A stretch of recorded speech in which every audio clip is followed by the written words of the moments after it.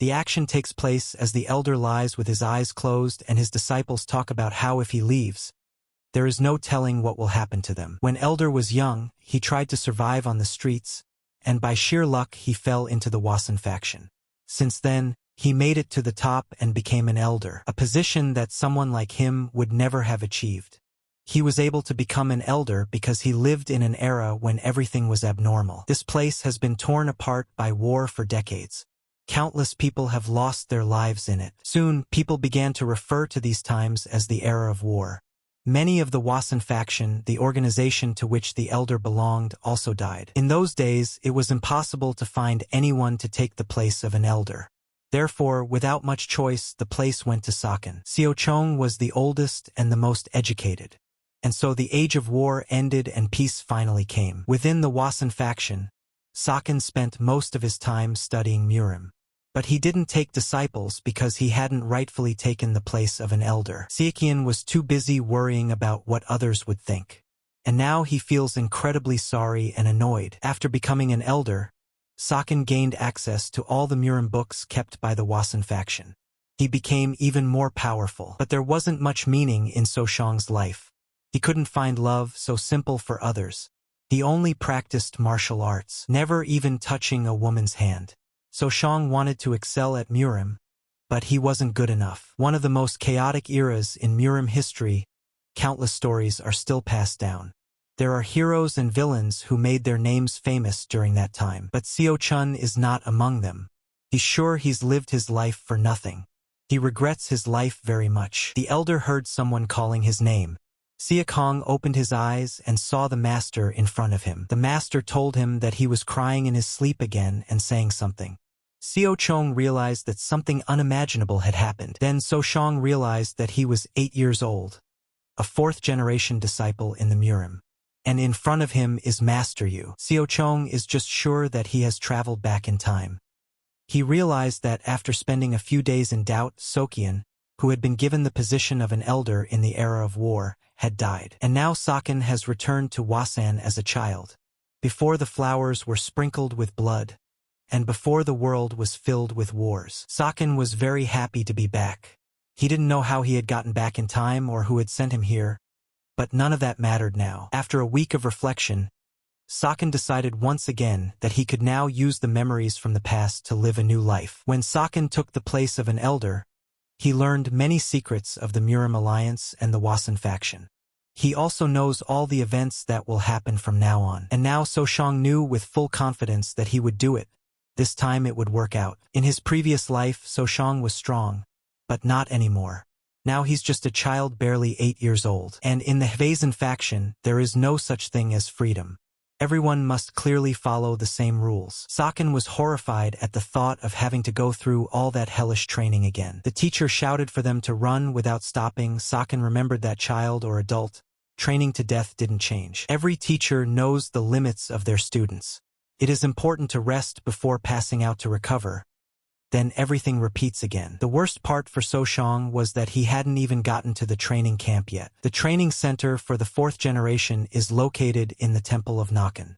The way to this place is called the Nakan Hill. Saken realized that he had a long and not at all easy road to travel all over again to achieve his goals. Soshang reached the age of 9.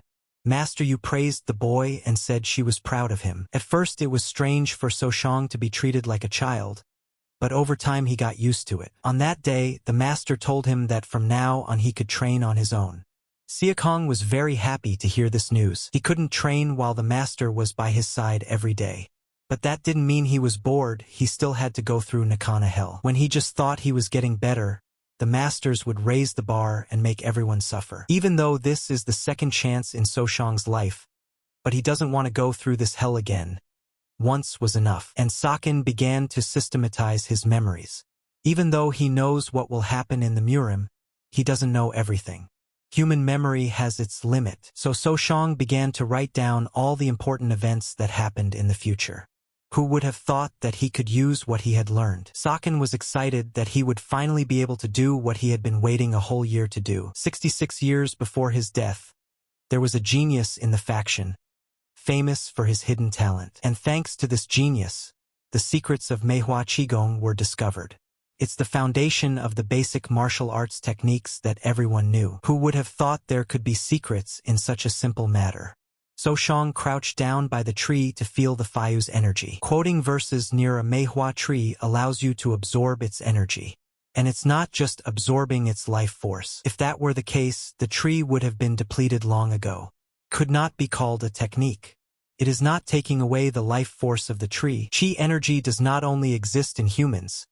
It also flows in animals and plants. All living organisms exist and breathe qi energy. This kind of technique was So-shang's favorite. So-shang understood that if he revealed this secret, he would receive honorary titles, but that wouldn't be right to that person from the future. So-shang decided to save it for himself. Though Qigong is known for its stability, its disadvantage encapsulated in its limited speed and strength didn't make him particularly popular, but with the discovery of his secret he was highly praised and recognized. With the discovery of the secret, the problems associated with speed and power disappeared. Saken realized that with this, he could surpass the others. Master wasn't around, so he decided to just do it. So-shang no longer had any reason to suppress the flow of Qigong. Using the technique, So-shang's Qigong that had a 5th level instantly grew to a 10th level. Xiao-chong was unable to push Qigong beyond its limit due to lack of training. But in time it would be. Chul, a 3rd-generation disciple, came up to So-shang. He said that he had heard that So-shang had reached the 5th level of Qigong. So-shang confirmed it. Chul said that he would now teach So-shang the techniques of Manhwa. The boy was overjoyed and thanked him. Soon Saken began his training. Chul was adamant that it was important to learn the basics of Wasan before engaging in sword battles. Therefore, he did not accept any complaints. Chul had noticed that usually students would whine about not being allowed to use a sword right away. But So-shang was different and liked it that way. One day So-shang was practicing Manhwa by the tree again. Suddenly, some boys came up to him and bullied him, saying that the tree was his only friend. Xiao-chong remembered that there was no greater evil than children. In a normal situation, he would have said he was busy and asked them to back off. But even if he did, they would still continue to annoy him. The world is full of hate. So Saken told them that he would interrupt this series of events by breaking the hatred, and ordered the wicked children to do what they intended. Saken said that he had learned the Manhwa technique to destroy hatred. The evil children did not expect this and did not understand what was wrong with this So-shang. Saken began to massacre each of them in turn, and was even able to use a Kanho kick. Upon hearing Saken call his punch a Kanho kick, the children started laughing at him and said it was just a regular kick. Then So-shang offered them a taste of his Manhwa technique. He began to beat the boys to a pulp. Suddenly after seeing this, one of the guys kneeled down in front of Saken and asked if he would like to be his secret friend. After all these events, Saken realized that he had gained 6 months of experience in just 1 month. So-shang developed internal energy at the age of 8. He spent a whole year accumulating Qigong energy. He mastered it in just 1 month. But So-shang realized that any knowledge was useless if the body didn't keep up with it. He couldn't risk harming the growing boy's body. So he made the decision not to be greedy. If his body would allow it, Xiao-chong would start practicing with the sword. But there was no other choice. He would have to go step by step to his goal. The very guy who wanted to be his secret friend approached Xiao-chong. Xiao-chun thought he had come back for more. But this fellow did not come alone, but brought his master. The master asked So-shang that he was the one who loved Manhwa. So-shang introduced himself and said that he was a 4th-generation disciple. The master replied that he was a person equal to his master Yu. The master said that he had heard that not long ago there had been a quarrel between him and his disciple. Saken asked what he meant. A guy started shouting and saying that he had told the master about the sneak attack that So-shang had carried out. So-shang began to say that it wasn't true, and that his student was harassing him as usual in training. The master was surprised and asked if he was really being harassed by his disciple. Xiaokong replied that yes, it was. The master then slapped So-shang and asked how dare he talk like that if he knew that his student wanted to be friends with him, because So-shang has no buddies. And he added that Saken should know his place, because instead of showing gratitude, he responded with violence. Also, the master said that he might have considered forgiveness if Saken had apologized, but made the decision that the guy needed to be punished. Xiao-chong realized that he couldn't dodge, and even if he could, it would make things worse. He would have to be patient. Seo Chong couldn't let this affect his master. Suddenly opening his eyes, Seo Chong noticed his master Yu above him. She grabbed the guy's master by the arm and asked what he was allowing himself to do. The master replied to her that no explanation was needed because her student had been cruel. The boy gave in and said that So Shang was bad. The master also added that So Shang had disregarded kindness and acted like a coward by attacking his student, not to mention lying. Saken replied that it wasn't like that and he was practicing in seclusion. Master Yu said her student would never do such a thing, and she believes her child. He's not that kind of person. The master was angry at this answer, thinking that Yu was accusing him of lying. Yu replied that she only believed her child. The master took a pose to attack. Yu was surprised and asked if he was sure of what he was doing. The master stopped and said that he seemed to have gotten too excited. But children are children. The master asked to forget what had happened and said that he forgave So Shang. Master Yu started coughing. Seo Chong was very frightened and ran over to her to make sure she was all right. You said it was fine and she just overdid it. She should have been more careful, that's all. Seo Chun knew what was going on. After all, how could he forget what happened 5 years later when he would be 14? Master Yu would pass away because of his illness. Obsessed Blade Yu, it was a nickname given to her because she was always smiling. The master had always had talent in martial arts, but illness had weakened her. Although her abilities have not deteriorated, she experiences severe seizures when she makes sudden movements. With her skills, you could have become one of the Sword Wasan. But her condition didn't allow her to do so. Saken still couldn't forget the day his master fell to the ground from another seizure in front of him. Saken decided that there was no way he should lose his master this time. He would do anything to prevent that from happening. Seo Chong decided that there were two big things he had to do. Change the fate of Master Yu, who will pass away in 5 years, and first to reach the triple sublime mind. 300 years ago, there lived a legendary thief who became famous all over Murim.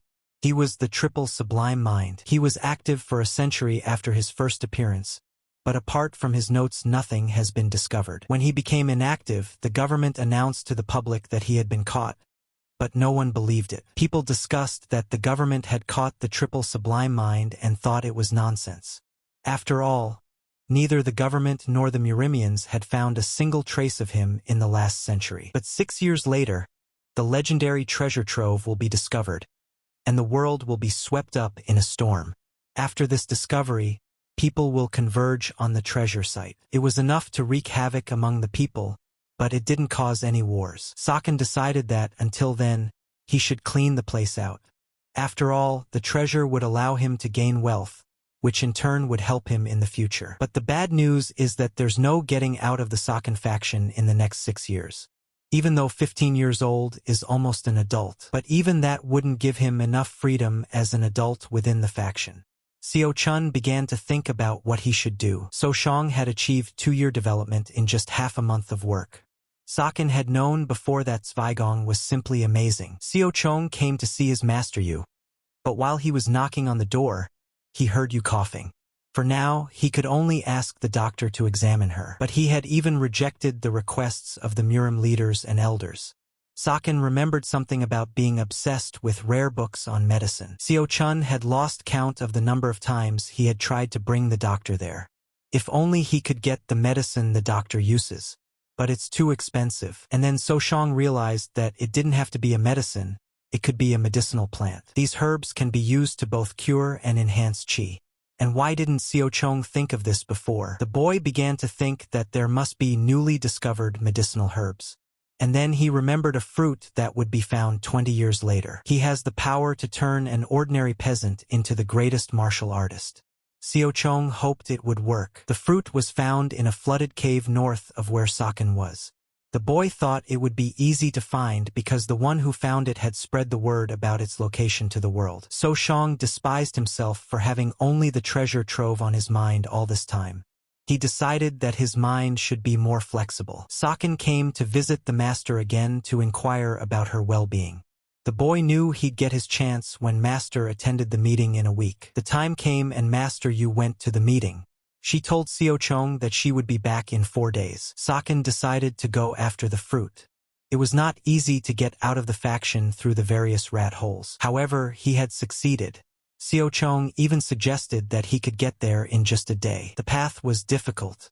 Xiao Chong spent too much energy to get to the right place, but it was worth it because he made it in time. It was necessary to dive underwater.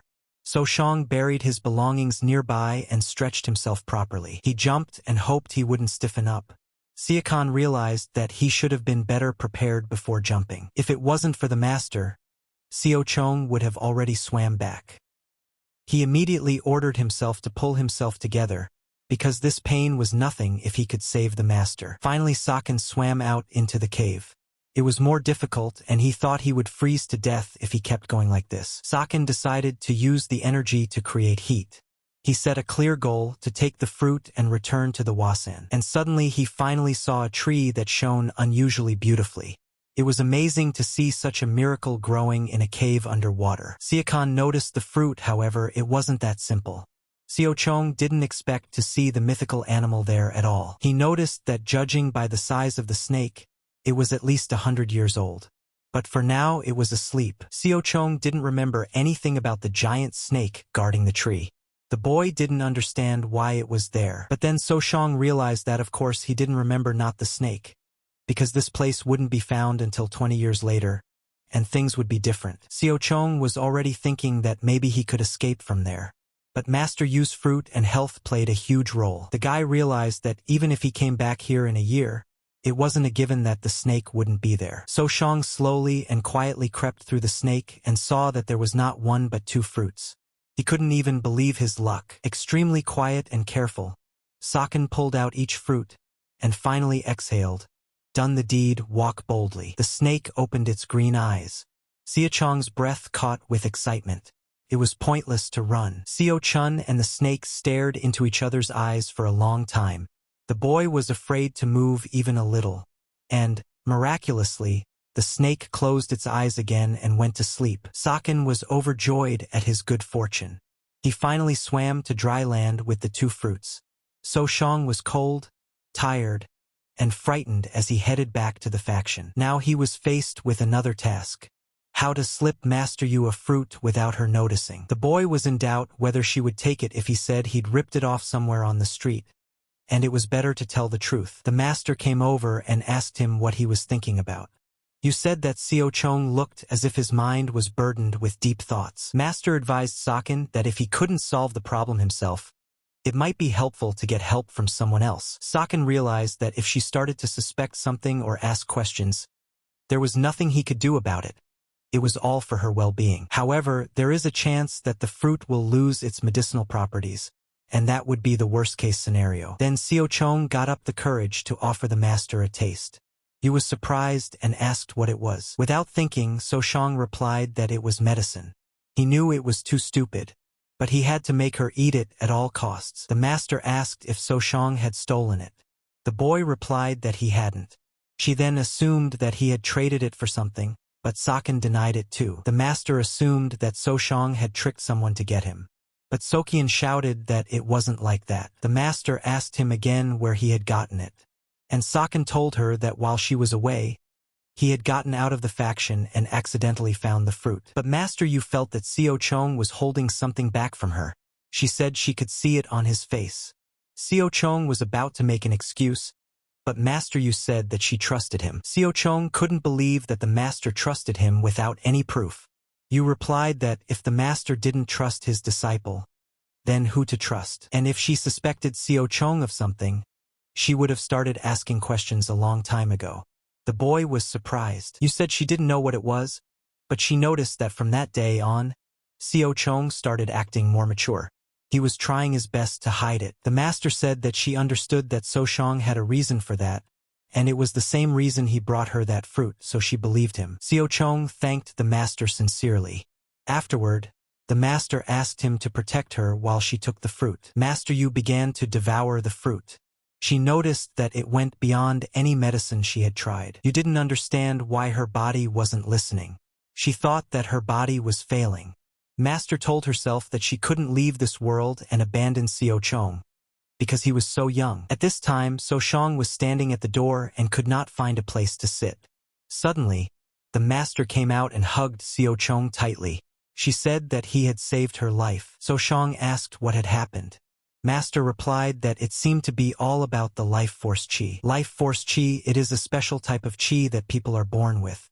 It is the purest source of chi that cannot be replenished. So if one is deprived of this chi, there is a possibility of dying or getting sick all the time.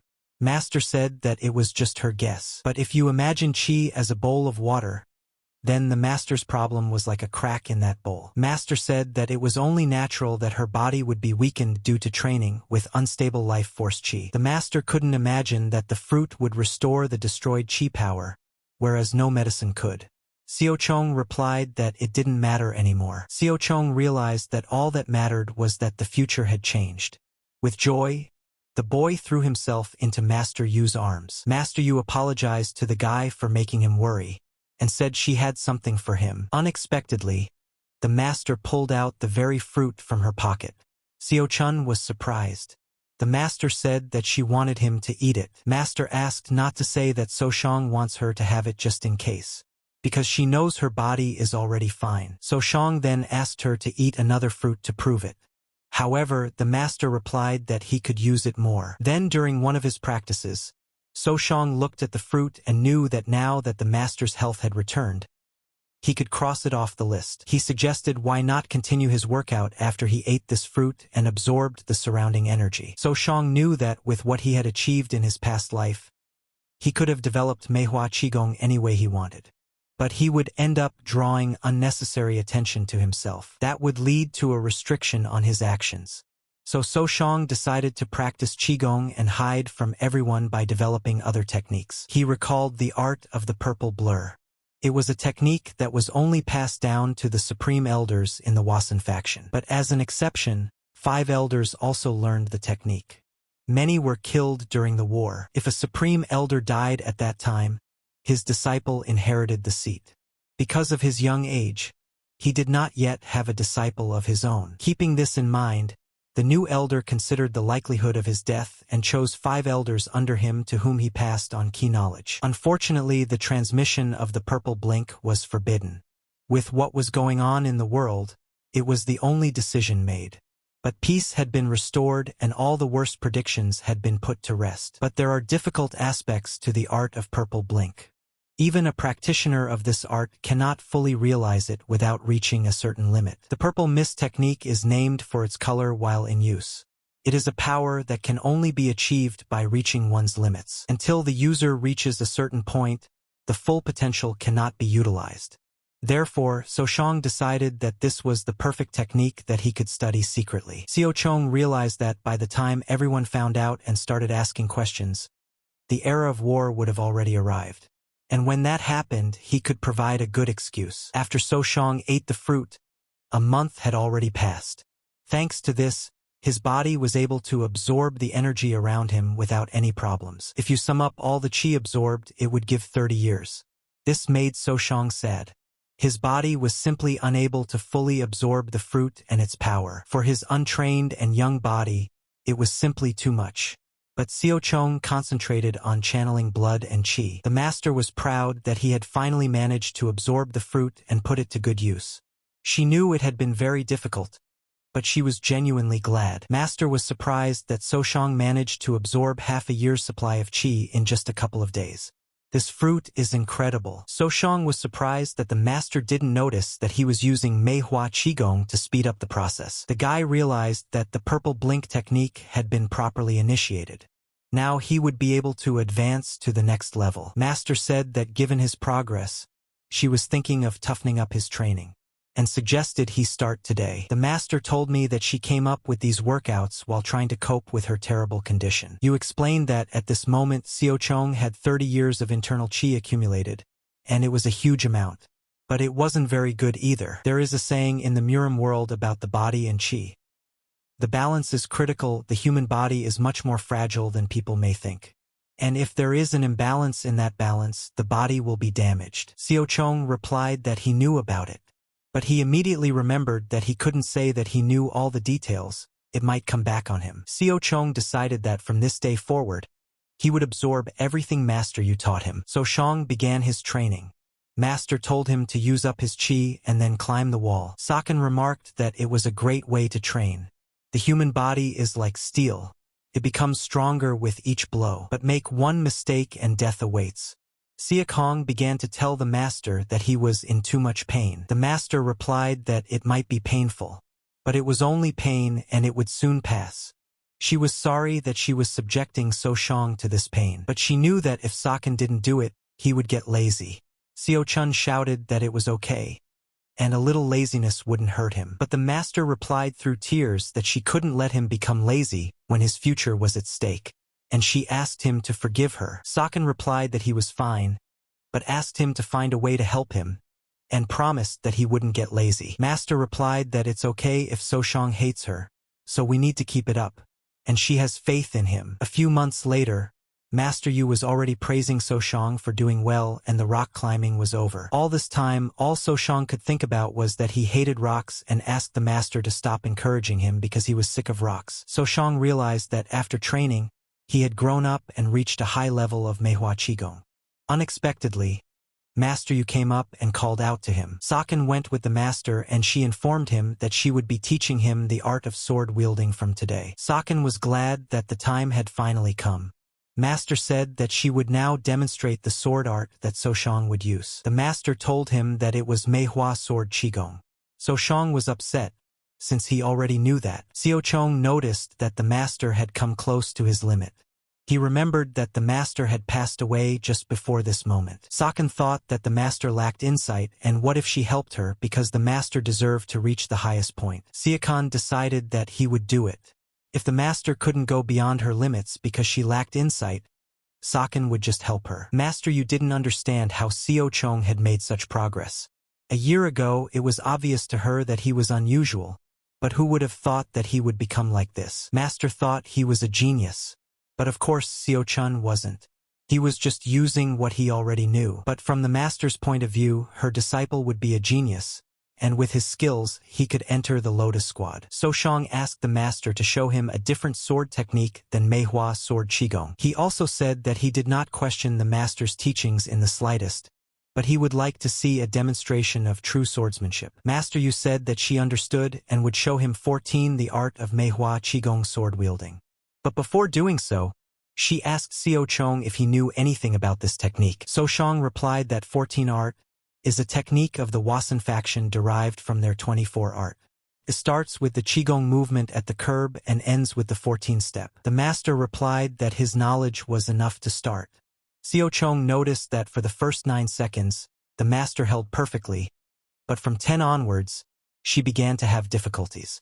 She seemed to lack not insight but skill. The master finished and said that it was 14 sword arts, and added that his foolish master wasn't skilled enough to execute it perfectly. Saken began to shout that it wasn't true, and her swordsmanship would not leave even the greatest masters indifferent. And Saken said that her unworthy student had not seen her technique properly.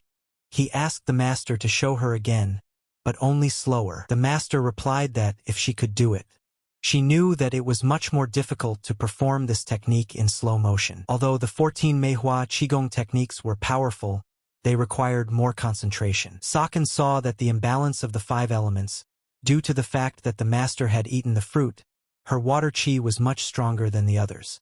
The fruit saved the master, but made it difficult for her to advance to the next stage. The imbalance of the 5 elements, this is just the beginning of the next step.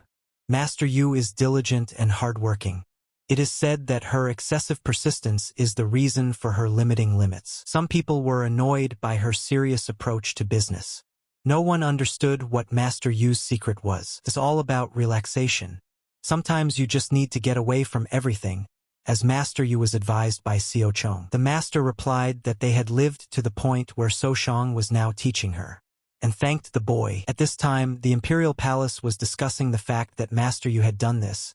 Not only had she healed her body, but she had also become stronger. Then there was a proposal to test the Master Yu.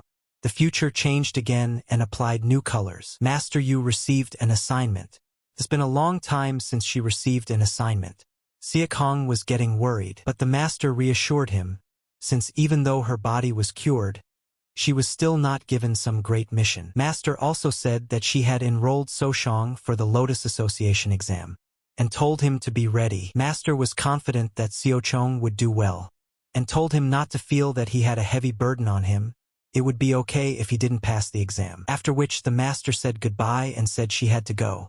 So-shang said that he would pray for her safe return. Saken began to think about the Lotus unification.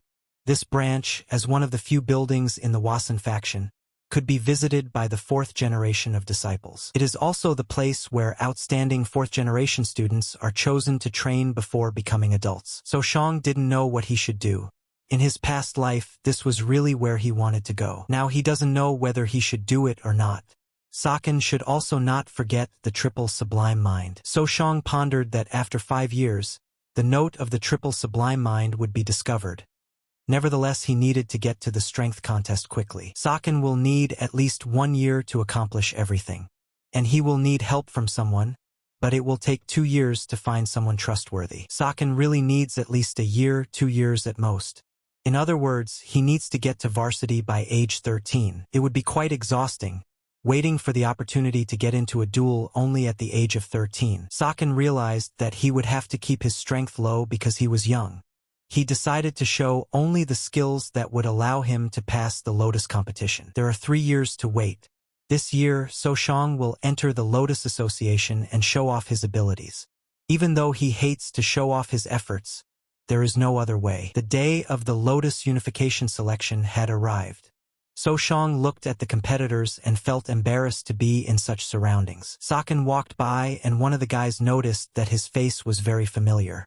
It was the same guy who had brought his master to the showdown. So-shang immediately realized that these guys would fail, and he really wouldn't have to use his strength to get through. Suddenly the people around him started screaming and some of them even started crying. One of the guys fell to the floor and began to say that he knew that some genius would appear. Saken noticed that this reaction was because of the girl who appeared, named Nak. Nak, the phoenix of the plum plant martial art. Everyone was discussing her appearance, and So-shang couldn't help but pay attention to her. As the only woman among the 5 great Wasen masters, she is a descendant of a superb master wielding a blood and iron sword. Her skill had reached the point where she was the first person to have the word phoenix attached to her title. But there is a proverb that the most beautiful flowers wither first. During the war, Nak was very active and received the title of hero, but she died before her 20th birthday. During the contest, Nak beat everyone. The boys stood around thinking that maybe next year they would be lucky. So-shang raised his hand and shouted that he wanted to fight. The surrounding guys were not happy with this behavior and bullied him. Saken approached Nak and she wished him good luck. Seokon greeted her and the girl said she was granting him the right to attack first. The judges were watching and one of them said it would be over in 3 seconds. Saken launched an attack and Nak was greatly surprised at such internal energy. But the girl calmed herself down. She thought about having to anticipate what his next attack would be. At this time, Seo-chun had already used his next attack. Nak tried to hold her defense. However, Saken was unlike her previous opponents. His strength was obviously different. The judge announces that Nak has lost, and the winner is Seokian. The guys who had already lost to Nak started shouting that they wouldn't recognize this victory, because it was only an advantage in strength, not in sword skill. Saken had assumed that would be the case, so it didn't matter to him how imminent it was. He was worried that it would hurt his master's honor. The judges' discussion began. The owner of the blood sword and iron sword named Shim said that she didn't approve of it. Wise Elder Haxon suggested listening to Saken's story first. One of them said that he agreed with Elder Shim, and that it's out of the question because how can they accept someone who insulted a sword-wielding Wasan into the Lotus clan? The Great One in the Tso clan told the two of them not to argue too much with Elder Hack. Herbalist Yoon said that he had heard the news that Swordsman So's disciple had drunk the elixir, and they can't extract the elixir from his stomach.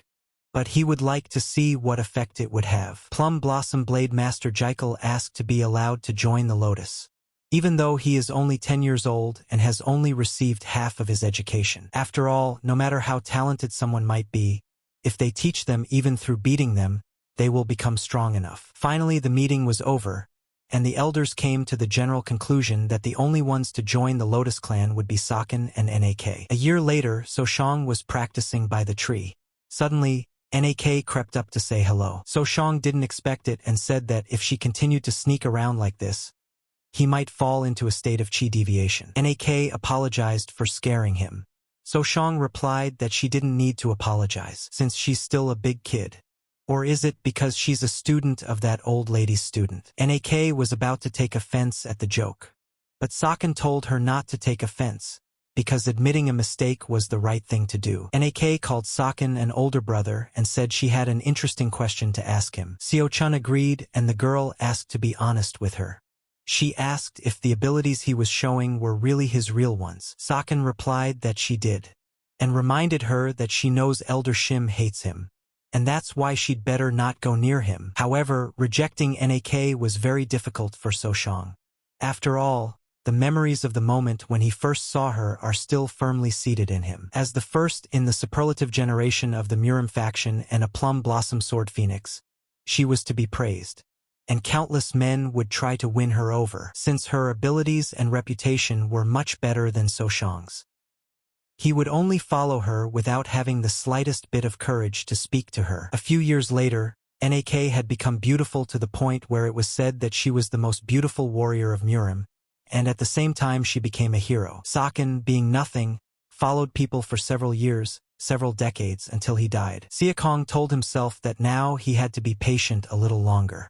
Seonbi suddenly came up to him. Sunbae grabbed Saken and called him a Hillik enlightened, meaning that he only had fortitude, not Murim abilities. Seonbi began to shout that how dare Seo-chong take his warning as nothing.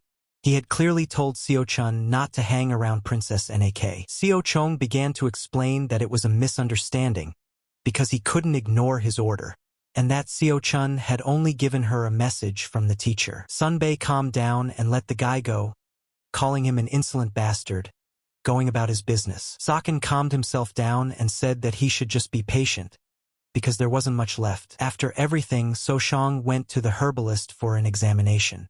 The herbalist said that it didn't matter when he examined him, but Seo-chong's strength was always amazing. And he added that although Saken is 12 years old, if you think about it, he has already reached the Gab stage. No wonder he is seen as a miracle. Saken knew that this was not the effect of the fruit at all, but the training of the plum blossom. The herbalist told Soshang that he and that wimpy girl had eaten such a good thing, and that they were selfish rascals. After all, they should have taken care of the elders first. This made Soshang very angry. He asked him to stop teasing him, because it was so funny to make fun of a child and humiliate his master. The herbalist began to laugh loudly and replied that of course it was funny. Then Saken said that if his examination was over, he would go about his business. But the herbalist said he had news of his master, so Saken sat back down. Then Saken thanked him and said that he was very grateful. The herbalist also said that Saken should get ready to go outside. The boy rejoiced, for he had been waiting for this for a long time. The elder went on to say that Soshang knows very well that the members of the Lotus clan are much better and splendid compared to the rest of the disciples. But Saken wasn't interested in that. He had finally waited and the time had come. 14th attendant Gyupeng greeted the boys and said that he would be looking after them from today. Gyupeng said he would take roll call. Then he called out the names: Hong, Soyeon, and Sunbae. Also, Saken added that they're not going to go to their deaths or anything, so they can relax a bit. All that awaits them is the descent from Mt. Wasan. Gyupeng said it was time for them to go and led the children away. Soshang decided to ask him where they were going. Gyupeng replied that they would reach the south, cross Chongqing, and arrive in Guizhou. The Soyeon girl queried whether it was definitely in Guizhou. Gyupeng said it was a provincial area on the border of the light and dark factions. Gyupeng also added that it's just as dangerous here as in Guizhou. There are many masters from the Justice faction around, so they won't get hurt or killed. Soshang was only happy at this time that they were heading to Chongqing. He thought of the treasury of the Triple Sublime Mind. In all directions, Chongqing has been the center of influence of the Justice faction. The treasury of the Triple Sublime Mind is there in Chongqing. Their group traveled south from Shaanxi, arrived at Chongqing, and continued south to Guizhou. But Soshang had no way to penetrate the treasury, and if he had been able to, it would have caused problems. The treasury was not for show. Organizations and warships lurked around it.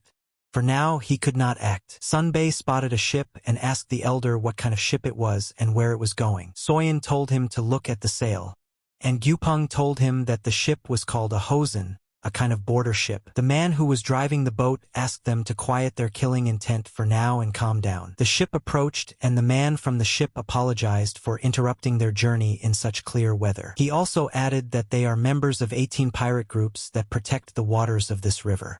And they were protecting the waters of this river for free, so they were in a difficult financial situation, and asked Gyupeng if it would not trouble him to make up for their losses by donating some money. Gyupeng replied that they were protecting the waters of this river, so it was the least he could do, and added that they didn't have much money, and that was all they had. The pirates seized the tribute and said it was an honor to meet them. Soyeon and Sunbae started yelling why he gave in to these pirates.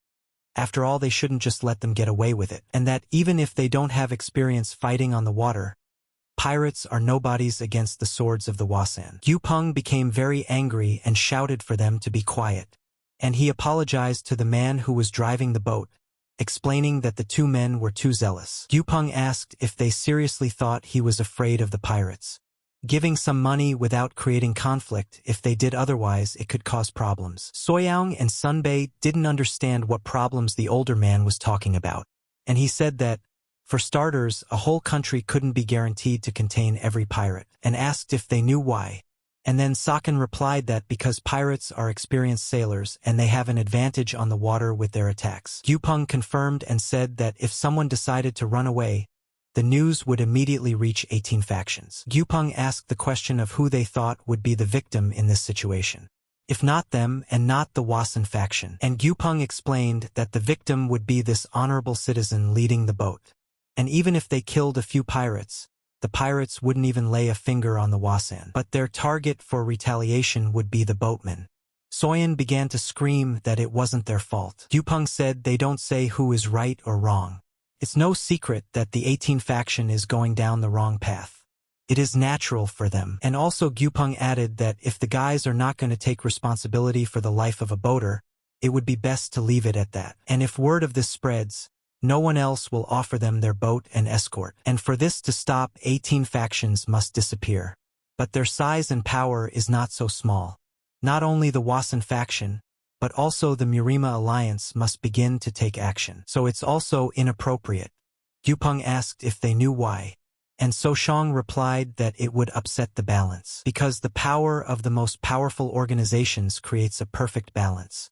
They were equal in power, so none of them could begin to act. If a Murim declares 18 factions as his enemies and starts a war with them, he will lose military power. The remaining houses can join forces and dislodge the weakened Murim alliance. Gyupeng replied that Soshang understands that very well.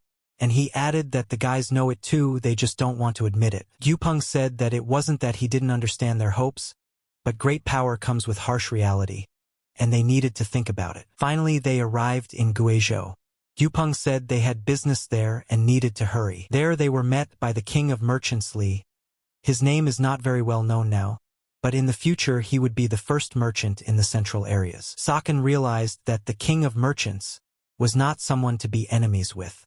He must have this money flea on his side. Saken knew there was no need to doubt his skills, and if he left the treasure in the care of the merchant king, he would be the one to dispose of it. And if you bribe Li, he becomes the most trustworthy person in the world.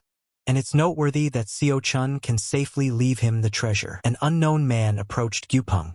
He began to admire them and said that they looked like they were from the nobility, and they were probably swordsmen from the faction. The man said he was a backwoods merchant, and seeing their lofty gait, he could not contain his admiration. Gyupeng replied that there was no need for them to unpack at the inn, so let him guide them to the Cayenne branch of the Murim Union. And if he decided to do anything, it would not escape Gyupeng's gaze.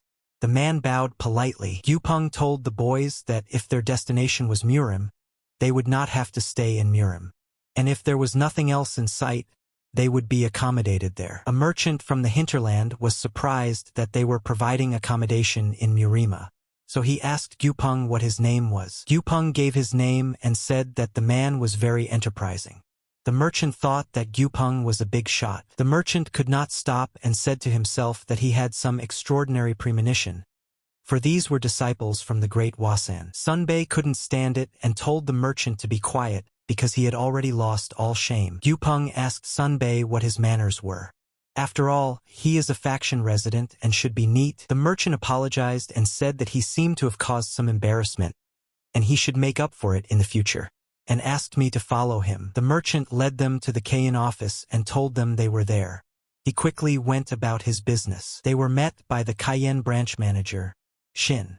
He said he was honored to meet the 14th honorary swordsman. Gyupeng replied that he was also honored to meet the branch manager who commanded the front line in Guizhou. Shin said he had ordered shelter and food to be prepared, and asked that the very guys who were members of the Lotus Union were with him. Shin said he was glad to have the opportunity to meet the master on whose shoulders the responsibility for the future of the Wasan would fall this year. Gyupeng replied that, in the name of the Wasan faction, he assures that whatever mission they are given. Shin replied that Gyupeng was as honorable as anyone, and said that he would soon inform them of their assignment. Shin warned that the royal family is in Kaiyang right now, and they will probably be working together on a mission, so you should get to know them. Xiao Chong remembered about the royal family of Zhuge, and didn't know if it was the right time or not. Great Minister Sak approached Gyupeng and greeted him.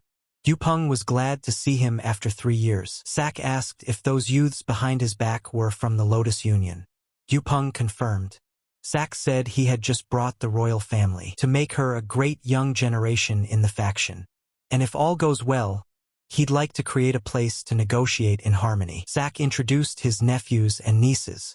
Sang walked up to Gyupeng and said hello, saying in Kangho he was credited with the title of the beautiful Jade Sage. Then the young lady Saran introduced herself and said that Sang was her older brother.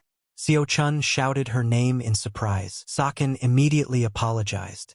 Sak replied that there was no need to apologize, because on the other hand he was glad that the Lotus Union member knew their Saran. Sak then introduced the boy Zhu. He timidly took a step forward and introduced himself. Sak said he doesn't usually show himself, so it's not surprising, and asked to keep in mind that he's uptight. Sunbei was telling Soyang that he has a feeling that Xiao Chun will befriend his younger brother. Xiao Chun honestly didn't even think of being here. He was only pondering the possibility. This era witnessed the birth of an incredible number of heroes who went down in history generation after generation. Sang, who would be dubbed the Celestial Warrior in the future, would become one of these heroes. When the Murim world was filled with wars, Sang showed amazing skills. Sang was great at military strategy and tactics, while the scheming Saran became an expert in politics. During the war, most of the Murim tactics were created by these two.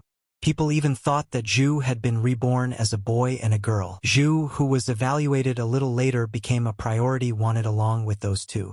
However, the strange thing was that Xiao Chong didn't expect to see Zhu in such a place. Sak yelled at Zhu to get even and called him mediocre, and that just looking at him would make you disappointed and furious. Sak said that it was all because of Zhu, and that he was the one who had created such a mess, and that was why he was called a frivolous weirdo. So Shang was surprised at such terrible treatment. Sak said he wasn't asking for much, just to do regular meditation like everyone else, and to stop studying useless things like the structure of mechanisms. Mechanism building is an art that has been abandoned and considered useless. With the art of utilization, mechanism building was a pride in the Zhuge family. But now this combination has been forgotten. If the enemy force was a jewel, crushing it would have attracted some attention. But that wasn't even the point. It was forgotten because of the two demonic powers. So learning something like the structure of mechanisms would be enough to earn contempt. Meanwhile, Soyan asked Sang if their little brother was strange and in the MANHUA sect. Zhu apologized for his behavior. Soyang joined Sang, and Sunbei began to socialize with Saran. So Shang asked Gyupeng if he could go with Zhu. He explained that even though he was called a frivolous weirdo, they would find common ground. Soyang laughed and said that strange people are attracted to each other. Sohong approached Zhu and asked if he wanted to be friends with his uncle. Zhu got very aggressive and replied that Xiao Chong was only 2 years older than him and started yelling at him to stop talking nonsense. Saken laughed and said that he was a little tough guy and if his uncle saw such a thing, he would be scared. Zhu got even angrier and asked what he was trying to accomplish. Xiao Chong replied that he just wanted to play. Saken realized that he should just flatter him first, because with him, even one wrong move was dangerous. Zhu replied to So Shang that it was strange for him to say such a thing himself, but So Shang had better not get involved with him. Zhu thought he was a pathetic fool who hadn't even reached 20% skill in attacking the small star of the heavens, and was obsessed with building mechanisms, so completely useless in this era. Xiao Chong realized that this was an oddity, and just as Zhu's nickname suggested, it would take some time for his talents to be appreciated. Zhu was seen while exploring the treasury of the Triple Sublime Mind. It was because some mechanisms were in the treasury. The faction, especially the Zhuge family, were able to get hold of a huge amount of treasures, thanks to the knowledge of Zhuge's mechanisms. Zhu thought that the neglect towards him would stop. He couldn't be more wrong. There were people who changed their minds about him, but most people thought he was at least good for something. And when Zhu was almost completely forgotten, his existence became widely known again. And it was because of the structure of machinery. Mechanical engineering, thought to be useless, was revived in the era of wars. And since the mechanic skill had been forgotten, the only one who could take the necessary action was Zhu. Later, the royal family's influence skyrocketed. It was natural because the only person who was called an expert in the structure of mechanisms was Zhu. Leaving all the work to Zhu was very destructive to his nerves. He was the only one who knew the mechanisms, so he had to keep an eye on everything. He worked on everything himself, and his room was under the supervision of a so-called guard. It was impossible to keep his mind stable under such pressure. Zhu finally became overworked and burned out. About 10 years later, he took his own life. Xiao Chong replied to Zhu that he knows he's far from a gift, a pathetic sight who whines about anything. Xiao Chong said that he's aware that Zhu is crazy about the structure of mechanisms, and that's not a bad thing. On the contrary, taking an interest in something that others don't dare to do is awesome. And if he sticks to his faith and continues to work hard, there will be nothing in the world that he cannot accomplish. So there is no need to stop, no matter what others say, to walk the road that is to his liking. And also, as he had done before, not to give up. Everything he has achieved, everything he has learned, don't renounce it. And that, if the world doesn't accept it, So Shang will. And those who neglect So Shang's brilliant little boy will know his wrath. Zhu was just shocked at such a speech. Zhu asked to tell the truth, and asked if his uncle had asked Xiao Chong to flatter him to influence him in some way. So he kicked Xiao Chong out. Xin showed the map to Gupeng and said that moving from Guizhou, they would reach the east in 2 days and get to Wengong. In 2 or 3 months' walk they will reach a village, which in turn contains a murim and a river of evil banners. Xin said that from today's report they found out that they have been pushed back, and he hopes that the Murima Wars of the Guizhou branch will support them. Sak replied that it might be a little dangerous, but it was a good experience for Sang and Saran. Gupeng confirmed that the MANHUA sect would support the idea. Xin replied that in that case, they should set out today at 1 o'clock in the afternoon. Xiao Chong went out for a walk with Zhu. Zhu said that there is no war at all between the true faction and the false faction. So why is Guizhou the only place where there is turmoil and strife? So Shang replied that Guizhou is a place that divides the two factions, even if peace and harmony have been formed. If they are not capable of killing each other on the front lines. Xiao Chong realized that Zhu was really only interested in machinery and didn't know anything about what was going on in the Murim. Therefore, he should get it into his head. So Shang tells Zhu that no matter how he tries to keep control, the Murim soldiers are patronized and embittered, and Guizhou is just such a place. The chains of patronage and spite lead to him being unable to change anything. No matter who tries, he can't break them ingeniously. Zhu asked what he meant by genius, and that his intentions are obvious, but they're not that bad. But then Zhu said, if Xiao Chong meant something else by genius, then if it was uncle who sent him, then it's just a cheap trick. Saken asked the little guy to humble himself, because he knows that he is also considered strange on MANHUA. Saken knew his nature was very unstable, but he didn't think he was that fragile. And really that's strange. But Saken realized that if he didn't believe in this weirdo, Xiao Chong gave a friendly shove to Zhu and said that they had a lot of work to do. Zhu started shouting that he had lost his mind. Meanwhile, Mr. Sak arrived at the warrior's house. He said that he had arrived as soon as he heard about what had happened. He asked for a more detailed explanation. One of them said the river of evil is 600, The Murima alliance is 400. And they have 3 supreme masters but no supreme masters. Sak said that the first thing they would do was to find out the progress of the battle and decide. But he was interrupted by a military man who ran into the tent and shouted that he had an urgent message. Sak asked what the matter was, and the warrior told him that news had come that a trio of rabid dogs had been sighted in the battle against the River of Evil. Gyupeng said that no matter how one looks at it, they can't relax. So he will leave Sunbei and Soyan for 2 warriors. So Shang wondered why only the 2 of them. Gyupeng replied that he had forgotten to tell him in advance, and that he really wanted to take him with him, but he thought it would be too difficult to bring 3 Cayenne warriors. So he has no choice but to leave him, the youngest, here. Saken was saddened, but he agreed and wished them a safe journey and that he would pray for their well-being. Gyupeng appeared on the battlefield. Vin rejoiced when he saw the 14th swordsman accompanying him. Sak was also glad that these dogs were nothing against him. Saran asked Sang what was happening to him. He replied that for some reason there were too few of them. Sang approached Uncle Sak and said that he thought they were trapped, because there are 100 to 150 men in the enemy unit. Sak replied that he didn't have much experience in the military yet, so they were probably just wrong. Sak told him he better look ahead because these are the last lives of the River of Evil. Suddenly one of the warriors looked through his binoculars and was horrified. He began to shout that they were advancing on the city while they were in the field. Some of the warriors did not know what to do. Some wanted to flee because they did not know what would happen to the women and children. No one had any idea that they would be trapped. Meanwhile, Saken looked off into the distance and said that there were about 100 of them. But there must be a master there. Saken realized that they only had 1 first-class warrior. He hoped that those geniuses probably realized that it was a trap. Saken waited for reinforcements to undoubtedly be sent. We just have to hold out until then. He also noticed that Zhu had disappeared from his sight. He figured the kid had hidden away after hearing about the trouble. It was for the best. Saken gathered his strength and told himself that it was time to begin. At that time, the enemies had already breached the gate. One of the enemies burst in and started shouting for them to come out because he is Puck. And upon learning about him too, even the children stopped crying. He suddenly noticed So Shang standing in front of him. Park didn't realize who the kid was standing in front of him. Seo Chun replied that he didn't need to know who he was because he was going to die soon anyway. Park laughed at that. Park then asked Sokian if he was really going to fight all of them alone. Seo Chong replied that he was not alone. Puck replied that he was even a little excited that he was so confident. Saken replied that he would punish him with his sword for underestimating them.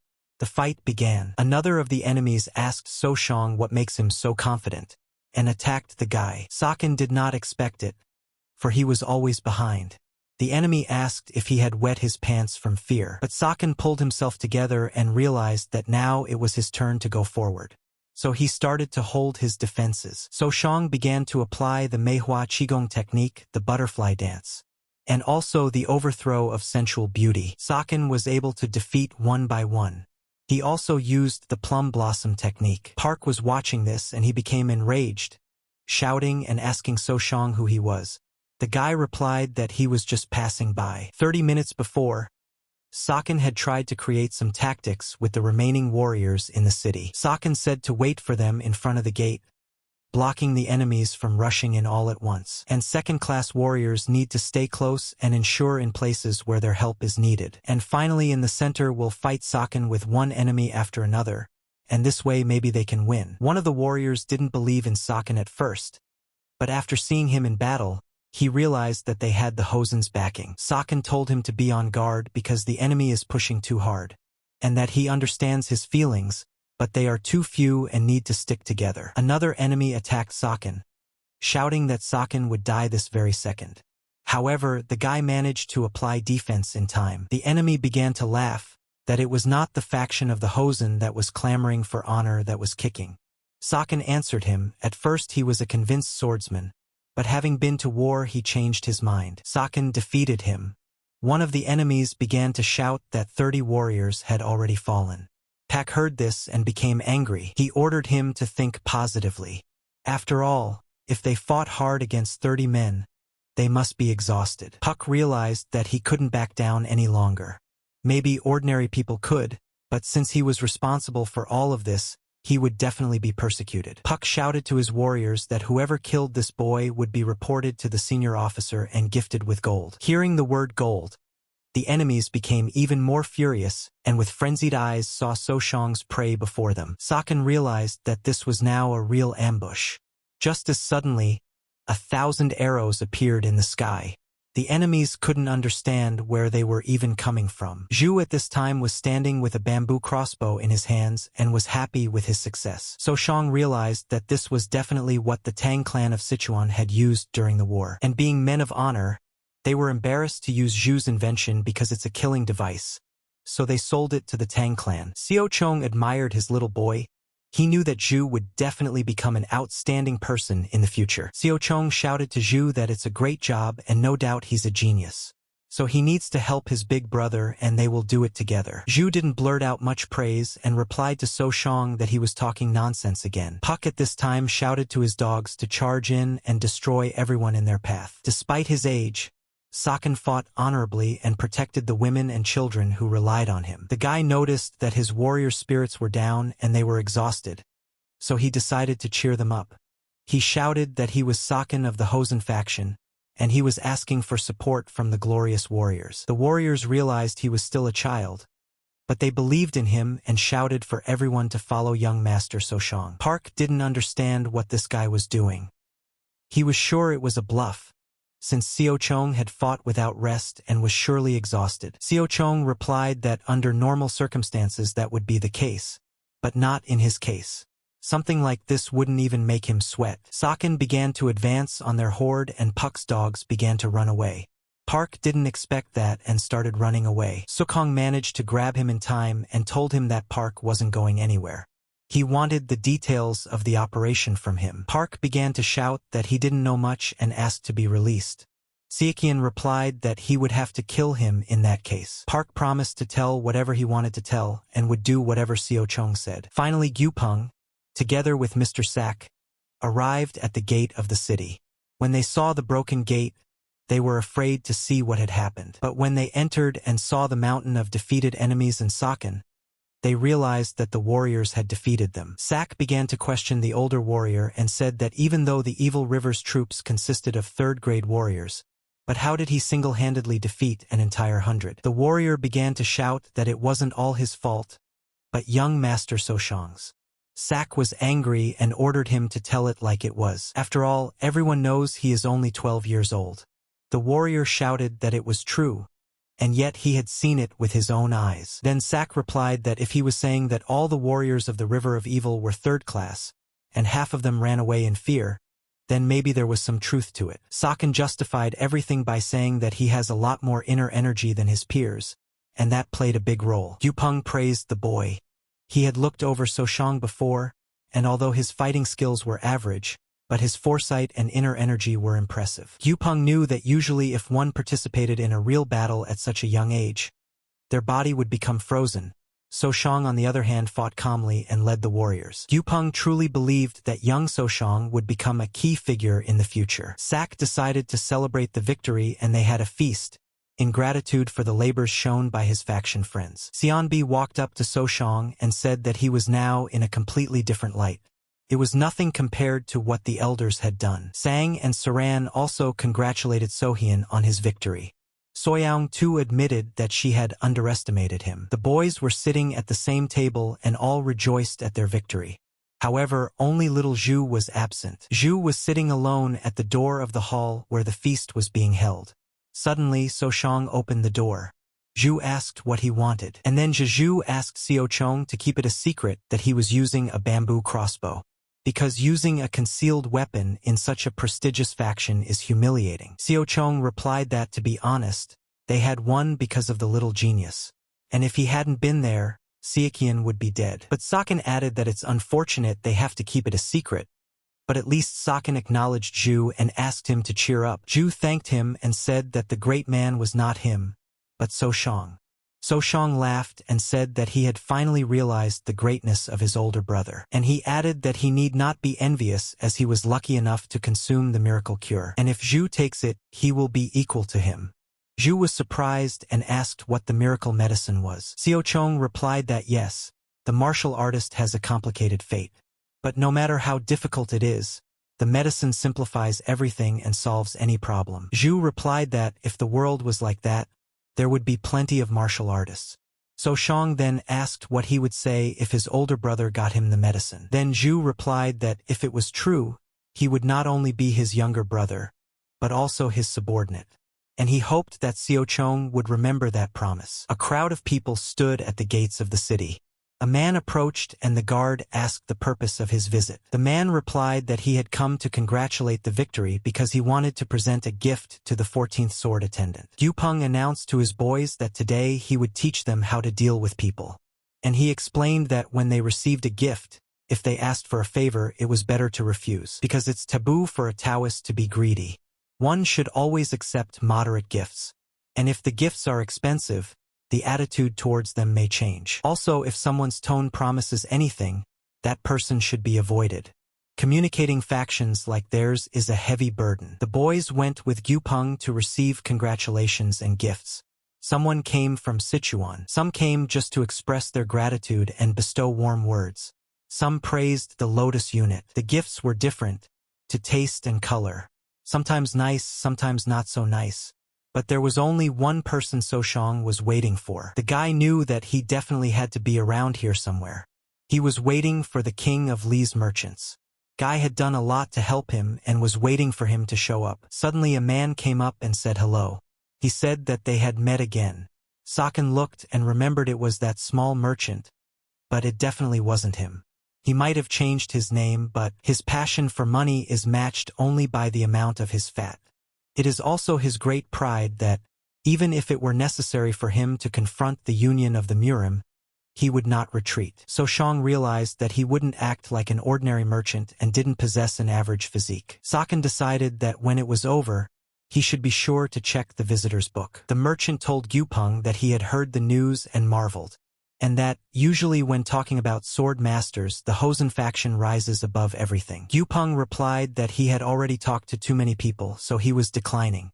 The merchant asked for some time, but Yupeng replied that he had to go. The merchant asked him to stop and grabbed Yupeng's arm. The guards grabbed him. The merchant started yelling that they even knew who he was. He began to shout that he was a warrior of the Kayan Branch Union, Gold Merchant Organization, and that he was the head of a small merchant association called the Gold Merchant Organization, and his name was Li.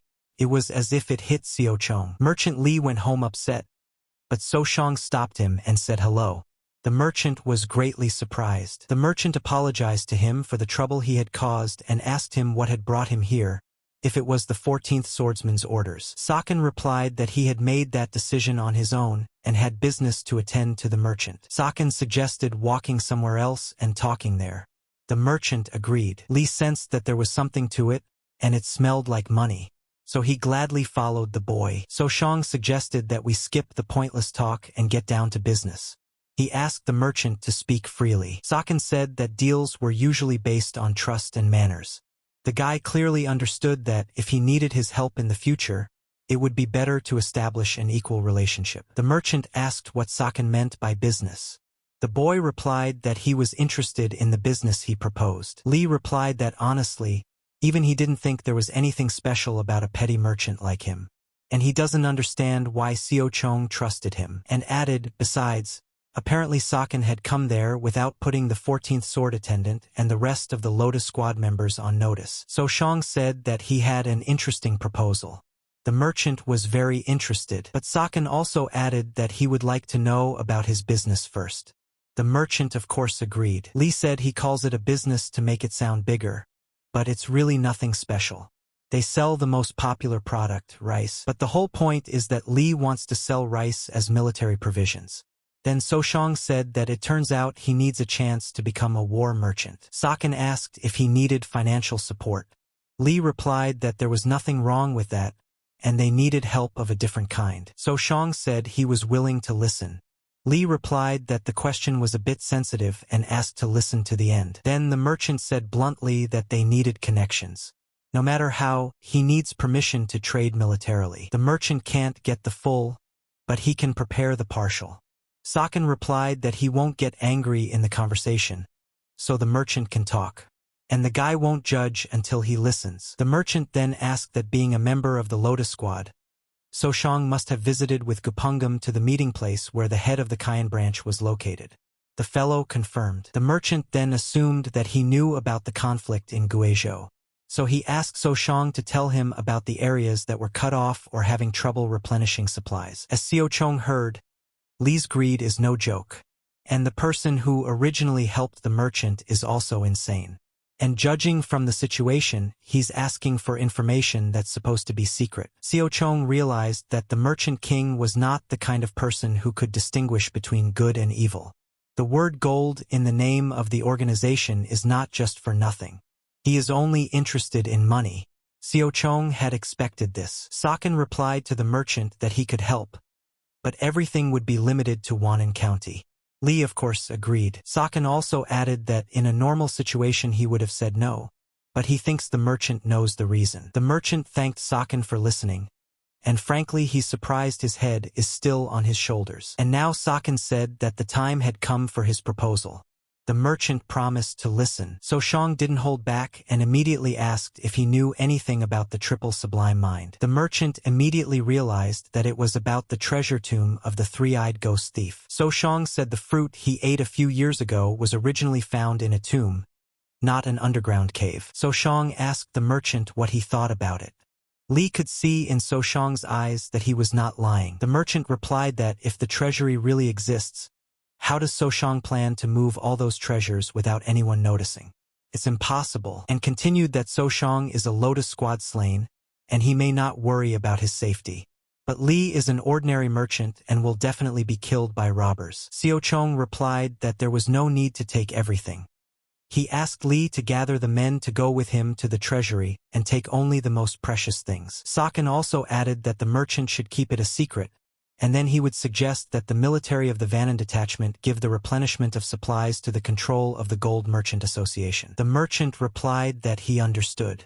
He asked if the treasury really existed, why Saken trusted him with it. So Shang could not tell that he knew the future. So he replied that simply no one else would believe his story. And Saken also reported that he didn't have much time and would leave tomorrow or the day after tomorrow.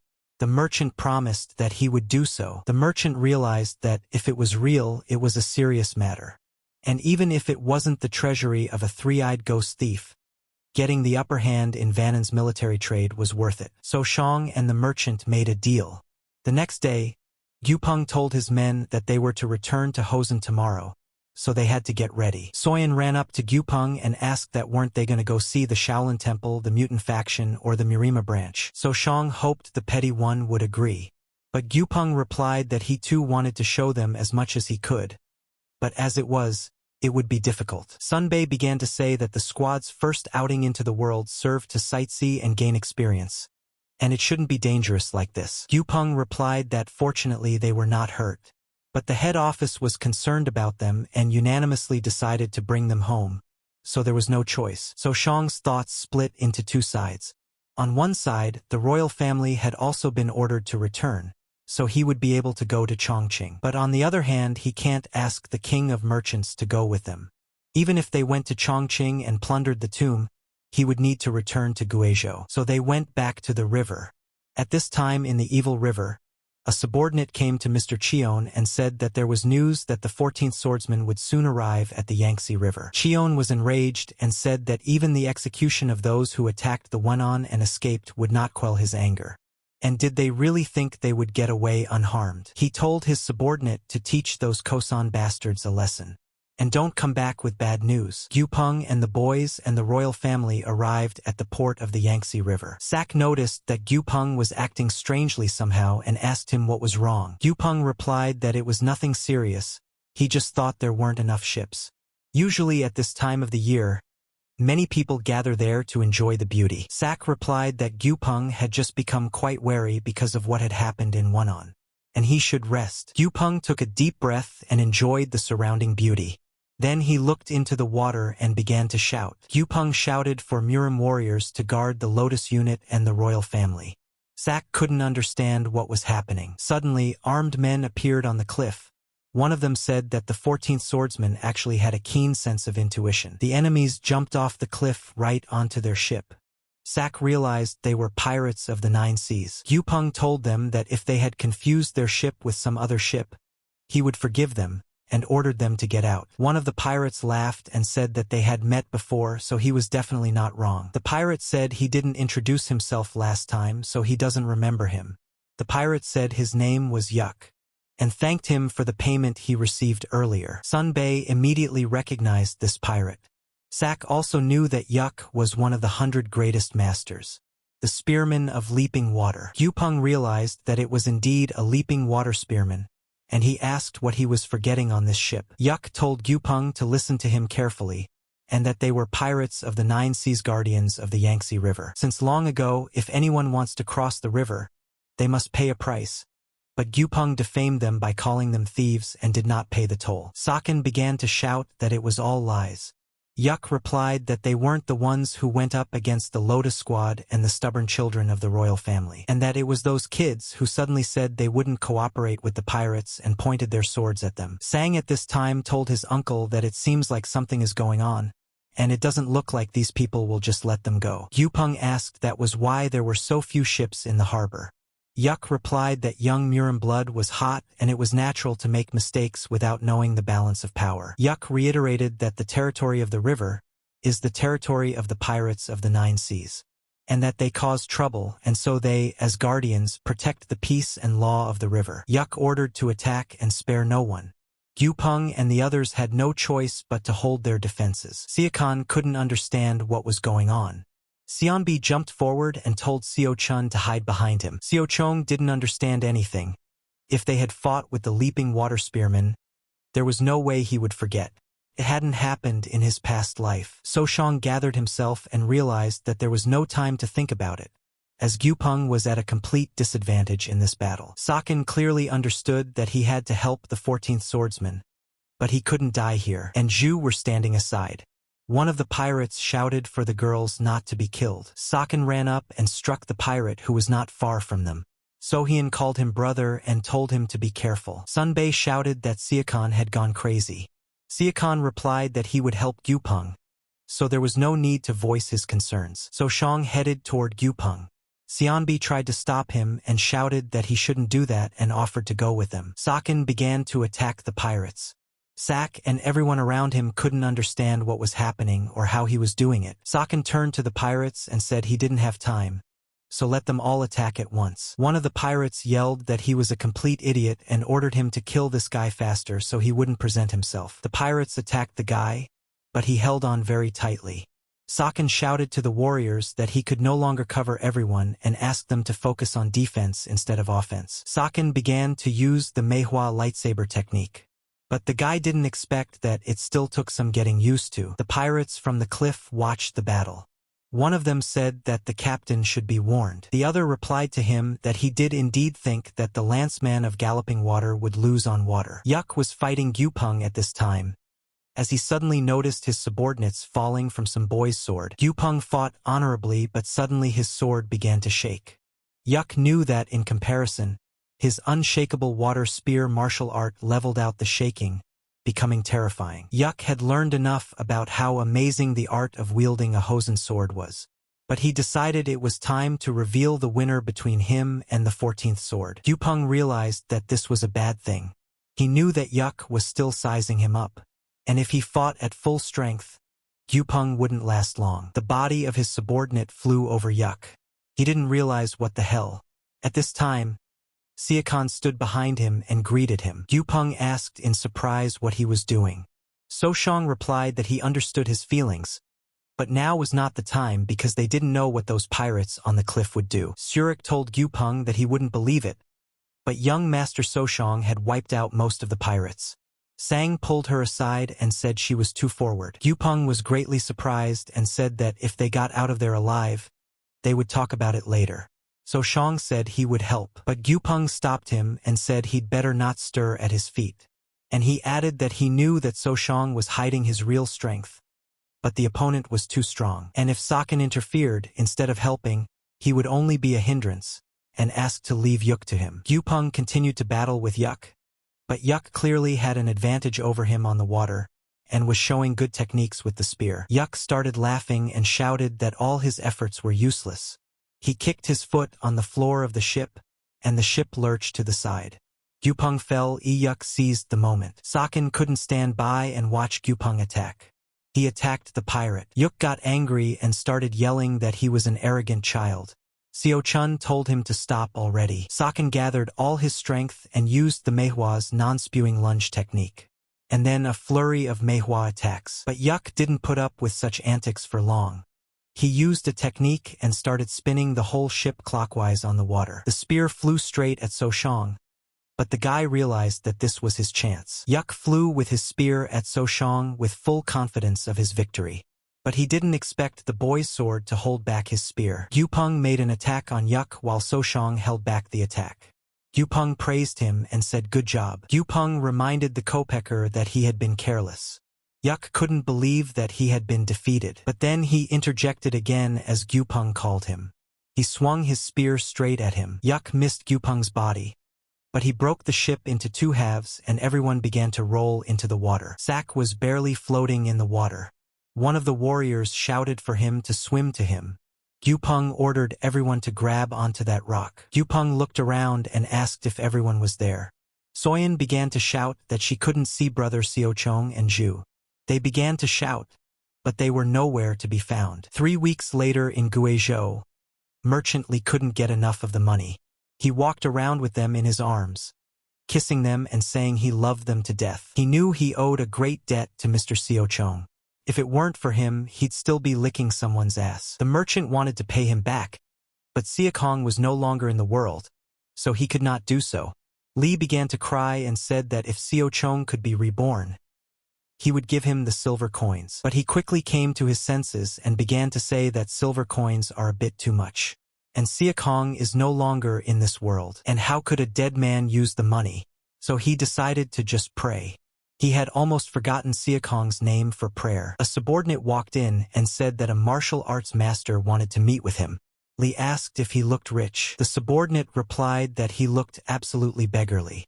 Li then asked if he was saying that he was a member of some known associations. The one replied that he was a wanderer. Then the merchant replied to send him away. Someone knocked on the door and asked if he could come in. But as soon as he saw the man who entered, his eyes went wide. The merchant hadn't looked so frightened in a long time. Unexpectedly for the merchant, Soshang entered the room. He asked Li why he had such an unhealthy complexion and if he was ready to plunder the tomb. Li began to shout that it was a ghost. Seochong laughed and replied that you shouldn't bury people before their time. Little Zhu also appeared in front of the merchant. Li began to shout that they were two ghosts and that they should leave him alone as he would not give a penny. Saken slammed his fist against the wall and ordered the merchant to shut up because he was not dead and was standing alive in front of him. Then Li began to say that the Murim had told him that they had died. But he believed that Mr. Soshang was still alive and never doubted. Seochong said that he and Ju were swept away by the current and became estranged from the rest of the group. They ended up near Hubei. From there they traveled to Hunan and returned to Guizhou. Then the merchant asked why they had returned. After all, Hunan is the territory of the Light faction, and furthermore, isn't the royal family there? Saken said that this was the reason why if Ju or he were found, a fuss would start and they would return to the faction and the royal family. And if that happened, they wouldn't be able to get out into the world for several years. And that would mean they wouldn't be able to do anything with the treasure trove. Li replied that it means Soshang brought a member of the royal family to maintain secrecy, and that it was considerate of him. Seochong replied that that wasn't the case, and that Zhu was their partner, and without him, the tomb could not be plundered. Zhu asked if Seochong was sure that this tomb even existed. Seochong replied that even if it didn't, it was necessary to follow him. Soshang asked if the merchant was ready. Li replied that he was ready. Gyupeng arrived at the Hosen faction. He apologized to the master for failing to fulfill his duties and her apprentice's death. Gyupeng said it was all his fault, and if he had more faith in Soshang, it wouldn't have come to this. The master put his hand on Gyupeng's shoulder and replied that it was fine, and there was no need to be too hard on himself. The master also told Gyupeng that she had recently returned, so she was slightly exhausted, so she needed to be alone for a while. At this time, the master took out a letter from his inner pocket. In it, Saken wrote that he was fine. They are now together with Ju, and asked to keep it a secret. He promised to reveal the reason later. Seo Chong also apologized for making Master worry. He promised that he and Ju would return safely. At this time in the Gold Merchants organization, So Shang was evaluating the warriors the merchant had gathered. Saken spotted 9 second-class warriors. 1 first-class warrior close to becoming a supreme warrior. Merchant Li said he had already warned the warriors that they were going to loot the tomb. Saken asked if they could trust them. The merchant replied that there was no need to worry about that. Merchant also said that warriors value their families, and each has members who need help. Zhu then asked if he had taken their family members as hostages. The merchant replied that he was not that mean. The merchant said he had made a deal with them and they had sworn allegiance to him. Accordingly, the treatment would be free for them. Then Saken asked how the merchant had introduced him to the warriors. The merchant said that he told them to obey his orders, and that they didn't know what So Shang and Zhu looked like, so they shouldn't worry. So Shang replied that it was good work and said that the treasury was in Chongqing, and handed the transcript to the merchant and told him to burn it afterward. The merchant said he would support Mr. So Shang on his journey from the side, from behind, and from the shadows, and will plunder and gather everything, even the bones of the three-eyed ghost thief. As Saken passed by the warriors, one of them said to another that should they really trust this milkman. A man named Wang came over and told them to shut up, because can't they see Mr. So Shang's stride length and stride technique? The warrior apologized. Wang reminded them that they must follow So Shang's orders, for that was what the chief merchant had commanded. Wang also said that there was no need to apologize to him, and for the slightest mistake, they would be brought before the chief merchant. The warriors, along with Saken, arrived at the location of the treasure house, but few believed in it. Zhu started pushing one of the stones away. So Shang noticed and asked what he was doing. Zhu replied that he didn't know what he was doing yet. Seo Chong realized that there was a reason he was number 1 in engineering, because without Zhu, he wouldn't have even found the entrance. After that, Zhu shouted out what he had found, and huge pillars came out from under the ground. Seo Chong thought it was really amazing. However, Seo Chun had one question. Who could be buried in a tomb with this kind of mechanism? Together with the warriors, they began to go downstairs. The symbol of the three-eyed ghostly thief met them at the entrance. A Cho warrior approached Seo Chong and asked him to tell the truth about whose grave it was. So Shang smiled and said it was not a grave but a tomb. Cho asked whose tomb it was. Seo Chong replied that it was the tomb of a legendary ghost thief. Cho said it's just a rumor. Seo Chun replied that they would find out when they got inside. Does anyone want to go inside? One of the warriors said he might as well die, even though he didn't feel like it. Saken replied that they would try to make sure no one died, but if anyone did, Saken promised that their family would be taken care of. Also, Saken said that No will go in front and Zhu will be in the middle, so he will need to be protected from all sides, but asked not to close Zhu's view, as there are so many devices in this tomb that it can be considered one big mechanism, and only Zhu can study them and neutralize them. Cho looked at Zhu with disdain, and asked if this child. Seo Chong replied that he would lead everyone, but the top priority should be given to Zhu. He was the expert to a greater extent. The warriors had no idea that their lives would be in the hands of a 10-year-old. Seo Chong asked Zhu where they should go. The boy looked around and replied that all the paths were the same. Sokian then suggested that they go straight ahead, but Zhu suddenly stopped So Shang. He picked up a stone from the ground and threw it into the passage. Suddenly, metal spears came from all directions. So Shang told him that he had told him that all the paths were the same. Zhu smiled and replied that it was true. They all had traps set in them. The warrior asked Zhu how he learned and asked him to teach him too. So Shang smiled and shouted that it was useless to ask him. Zhu said it couldn't be explained in words. He asked the warrior if he could see that the passage was set as if there was a trap. Cho said that he is a very strange kid. Sekian replied that he is, but he's very reliable. Meanwhile, they were heading further and further into the depths. Some wooden figures appeared in front of them. No one could understand what they were doing there. Zhu said they are also mechanisms, but he hasn't met them before, so he can't say what to expect. Saken told him not to worry, and that he would find out for himself what these wooden things were capable of. Zhu said that there are no other devices other than wooden devices in this area, and asked Soshang to be careful. The warrior asked Soshang if he was sure he would go alone. Soshang replied that he would be fine and for them to protect Zhu. Soshang approached the figures and they suddenly began to attack him. Soshang asked Zhu if he could disarm them. Zhu replied that he didn't know how. Then Soshang said that he would just smash them all. The warriors watched Soshang and realized that just as Brother Wang had said, Soshang was a true master. Zhu asked Soshang if he was done with the figures. Xiaochong replied that he was almost. So the boy asked him to give him time to study them. Zhu looked at the debris very carefully. He said it looked like wood, but he didn't understand why they hadn't rotted. Xiaochong hurried him over. They traveled on and suddenly saw a huge mountain of silver coins in front of them. Cho reached out to touch them. Saken shouted at him not to touch it. Cho apologized for his crazy actions and reminded him that it would all belong to the head merchant anyway. Zhu at this time examined the mountain of coins and reported that a trap had been set there. So Soshang told Cho that even the slightest mistake could activate the trap, and only on the way back could he gain coins. Zhu noticed a box among the coins. He took it out and opened it, and there were 3 pearls in it. Saken reminded the warriors not to be greedy, and if he returned in one piece, they would be rewarded appropriately, and that they should not think they could escape Saken's gaze. Meanwhile, the girl that Saken liked was practicing with her master. The master told her that her skills hadn't deteriorated, but they hadn't improved either, all because of that fool.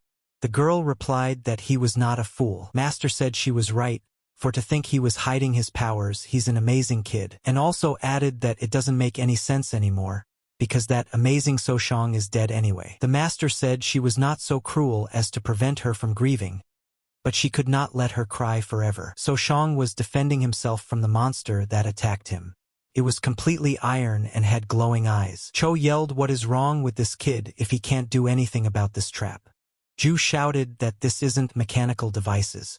This is sorcery. The team approached an entire squad of Iron Knights, and as soon as they approached, the Iron Ones opened their glittering eyes. Soshang had heard that the 3-eyed ghost thief had stolen from other places besides Zhongyang, but who would have thought that he had stolen the sorcery of the southern barbarians? Cho told Soshang to stop because he wasn't afraid of the wooden figures moving due to mechanisms, but he is afraid of these things moving due to sorcery. Xiaochong and Cho fought off the Iron Ones, but they rebelled and attacked again.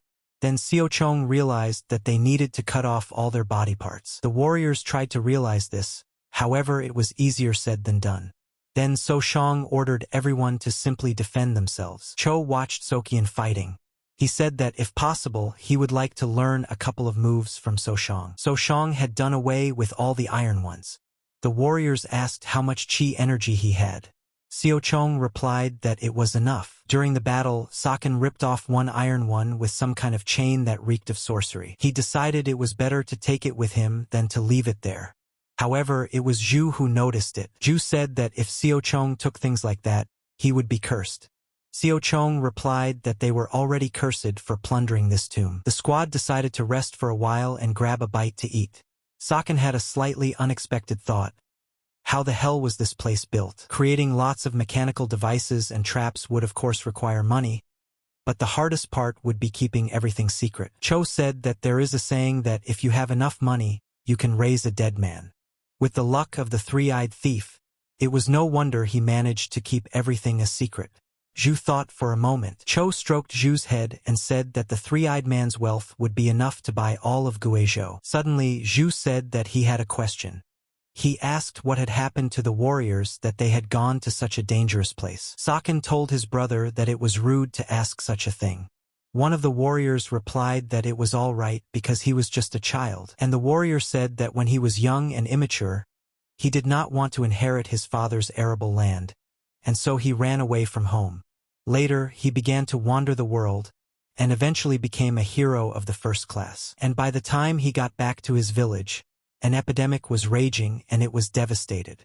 Zhu apologized. The warrior replied that everything was fine, since luckily his mother survived and he was not orphaned. However, she is too old and sick. Another warrior, a woman, picked up and told me that she had a son and a daughter, but they had a very rare disease. Her husband was also weak, so it's because of his blood, so she needs a lot of money. The next warrior picked up on it too and said that everyone has similar stories. He has a sister and her leg is injured and it is his duty to take care of her. Another of the warriors said that his beloved had been sold to a man with terrible sexual proclivities. He was looking for her because he was afraid she was dead, so the warrior cut off his dignity, took his beloved and fled.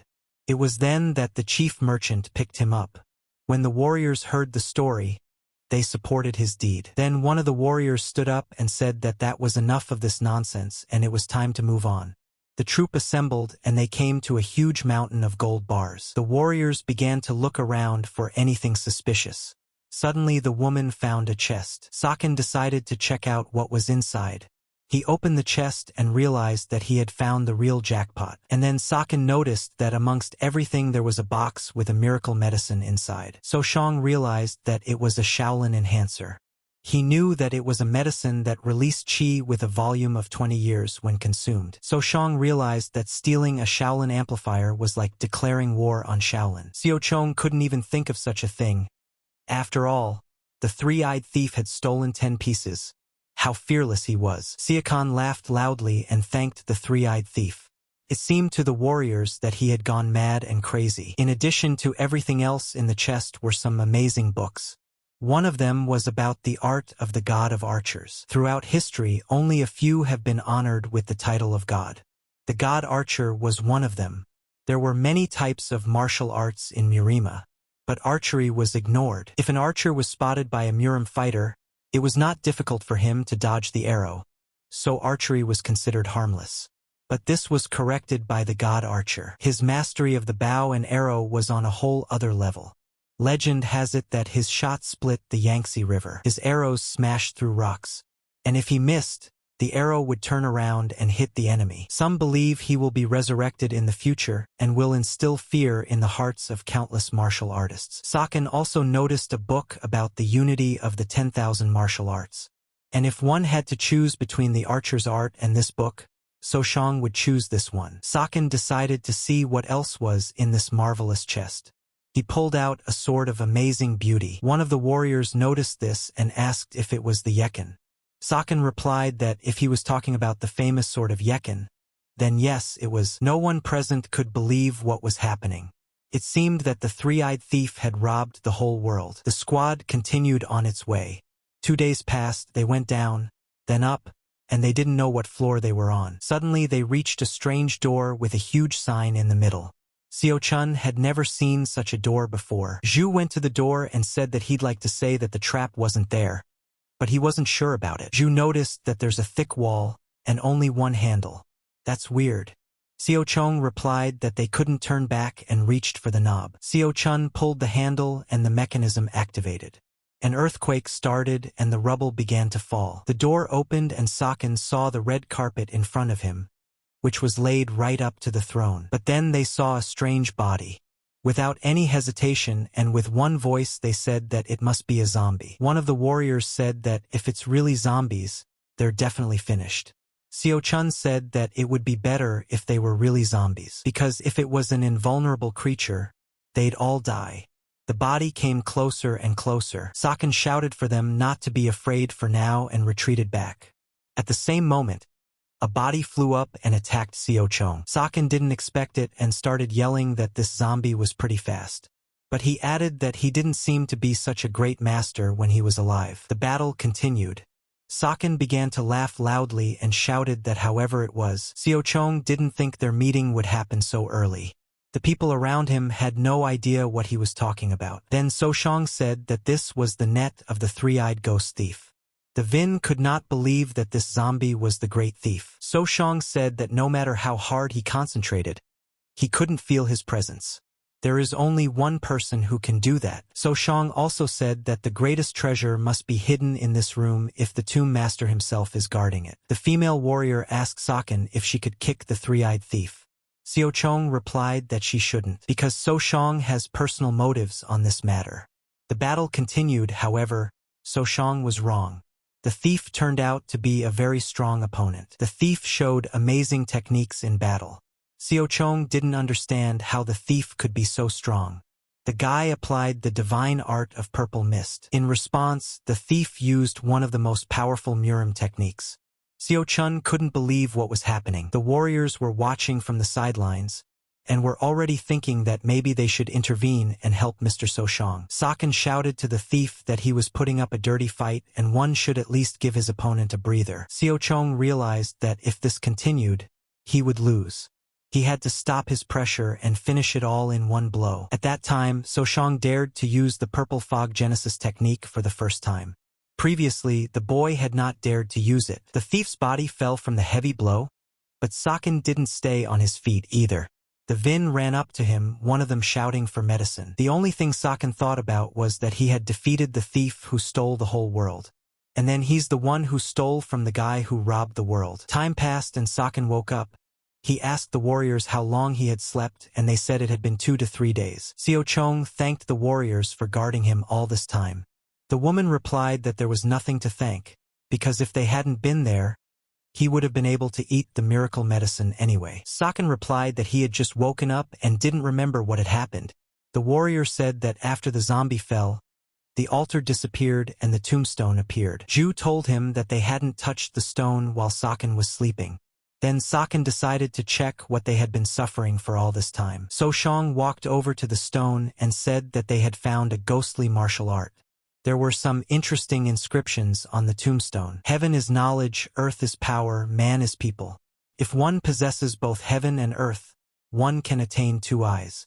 Therefore it is necessary to find the 3rd eye and steal the whole world. Afterward, Soshang found another amazing book on the tombstone. Pran's sacred art. The divine martial art of Shaolin monks disappeared centuries ago. Legends tell of its greatness. Today, it is considered an unrivaled martial art. Saken gathered the essentials he needed. The warrior asked if they were already leaving. Saken replied that he had found everything he needed. Now they could go home. The warriors were very happy about this. The journey was long, and it took them several more days to get out of there. A merchant greeted them cheerfully at the entrance. Seo Chong said hello and said it had been a long time since they had seen each other. The merchant asked if it had been difficult for them. One of the warriors replied that just thinking about how hard it was brings tears to my eyes. The merchant immediately said that he had prepared a wagon for Mr. Soshang, and said that it was all over at last. Ju and the merchant were traveling in the same carriage. The merchant suddenly asked Ju if he was injured. Ju replied that it was necessary to look him in the eye when speaking to him. The merchant immediately fell silent. Saken said it's worth it for everyone to get a grip and talk about what to do next. Saken asked how long it had been since they had gone to the tomb. The merchant said it had been a little over a month. Then Saken asked if anything significant had happened in the meantime. The merchant said that a master had fought with someone and died. The merchant also said that he had built residential quarters in Giang, and he was going to settle there. Soshang did not expect such news. The merchant told Soshang that he was curious about something, so he wanted to inquire. Seo Chong asked, "Is it about the distribution of treasure?" The merchant cheerfully confirmed. Soshang replied that he would tell him directly. The merchant at this time had thoughts in his mind how much he would give him. 20 to 30%. Soshang said that he would leave him everything. The merchant almost fainted for a second. He couldn't even blink an eye. Saken replied that he wouldn't do much with them anyway. Although the Kosan faction is down to earth, it is strict about possessing property. And that is why he is an ascetic. Also, Saken added that he found out the merchant is a skillful and trustworthy person. So he invests in him. The merchant asked what he meant by investing. Saken asked that wouldn't he be able to make more money without money, and told him to use that money and increase the capital. Saken said that in exchange, his requests should be prioritized and the merchant should help him, and added that the same was true of Zhu, and said that originally the merchant should receive 2 shares, Zhu 3 and Saken 5. Zhu told Soshang that if he would help him with his teachings or his family when they had a difficult situation. Seo Chong looked sternly at the merchant and asked what he had to say to that. The merchant stood there for a second with his mouth open. The merchant then rushed to Saken and said that he was ready to kiss his feet in gratitude, promising that he would fulfill all his demands. Their cart arrived in Giang, and then Soshang remembered something.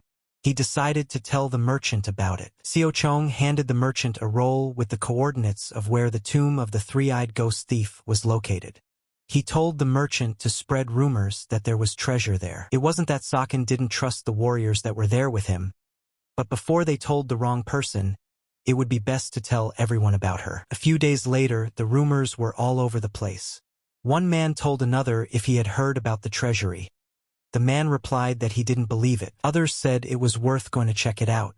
Some said this nonsense was back in vogue. There are as many people as there are opinions. The Kana were discussing the fact that the crest of the three-eyed ghost thief was found inside the treasury. Rumors reached the Murima Alliance as well. It was ordered to immediately gather the Union of Elders to solve the problem with the treasury. Even the River of Evil already knew that the tomb was filled to the top with gold and silver coins. There was talk in the River of Evil that the Murima Alliance had recently sent a search party there. And the demonic forces are just watching at the moment. The head of the River of Evil ordered a letter to be sent to the Murima Alliance. He suggested that they must be waiting for him to propose a truce. The head realized that very painful events could happen. But if the tomb was real, he couldn't give it to the light faction dogs. The Murim search party met up with the ZL River unit at the tomb. They searched the tomb and looked for an entrance. The Murim warrior reminded his own that the Murim had made a truce with the bastards of the River of Evil. And if there is a battle, the quest will be over and they will be punished. Although it was unpleasant and unbearable for the Murim warriors, they only had to endure. Ju wondered to Seo Chong why he couldn't go back to his family. So Shang explained that the search had just begun. And if he showed up, the royal family would take him away immediately. So Shang told Ju to just keep digesting the Shaolin enhancer he ate. Seo Chong knew that because of the intricacy of the labyrinth and the endless traps, it would take time to plunder the tomb. But he promised Ju that they would return. So Shang said that he had informed the merchant everything that was necessary, so we should slowly move out. But before leaving, So Shang decided to give something to the merchant for safekeeping. He handed him a book. The merchant asked what it was. Saken said that these were valuable books he had found in the tomb, and told him to give it to the warriors who were with him in the tomb. So Shang said that you shouldn't copy these books as they are first-class martial arts. The merchant said he would take that into consideration. Set off on their journey. They came to a fairly quiet area, and So Shang said they would settle here and he would help him with his martial arts training. Seo Chong looked at Zhu and asked him if he was ready and confident in his abilities. Zhu proudly replied that he was ready. Saken liked this kind of pressure from the boy. He began his training. Surprisingly, Zhu turned out to be a pretty capable guy. A month passed and So Shang told Zhu that he hates to say it, but so far Zhu is a total zero in martial arts. Zhu was very angry and said that Seo Chong had said that he would become a master if his chi increased. He called So Shang a liar. So Shang replied that usually when you eat an amplifier you become a master. But because Zhu didn't try his best, it was his fault. Zhu got angry and started shouting that, but realized that it was his fault for being lazy in training. But he still feels cheated. Siakan believed in him and ordered him to keep practicing. Seo Chong didn't waste any time either. He had mastered the divine purple mist art by 40%. He had just started practicing the purple mist sword.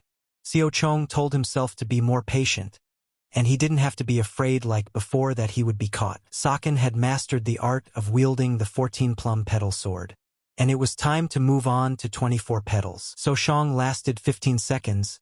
It was time for the 16th second. The falling petals are like rain. It was incredibly difficult. Because the volume of his qi surpassed 60 years, the absorption efficiency of Qigong Manhwa Qigong would drop. So Shang decided that he was lucky and it was time. He took out the 10,000 martial arts unification book from his pocket. Usually martial arts are too complex to master many at once. The teachings are so difficult that it is difficult to achieve greatness in even one, and it is impossible to develop the others simultaneously. It is well known that if one learns the techniques of one martial art, there is a risk of chi deviation when attempting to learn a martial art with a completely different nature. But transitional art allowed one to go against the commonly known postulates. When it came to transitional art, everything could be explored. Saken realized that although he could only show half of the native technique, what he lacked, he would develop on his own. However, Siakong said that this is not why he took the book, and how he uses it is another matter. Sokian burned the book. Now he had clipped the wings of the Lord of the Dark Heavens. It's about a power that hasn't appeared in the Murim yet.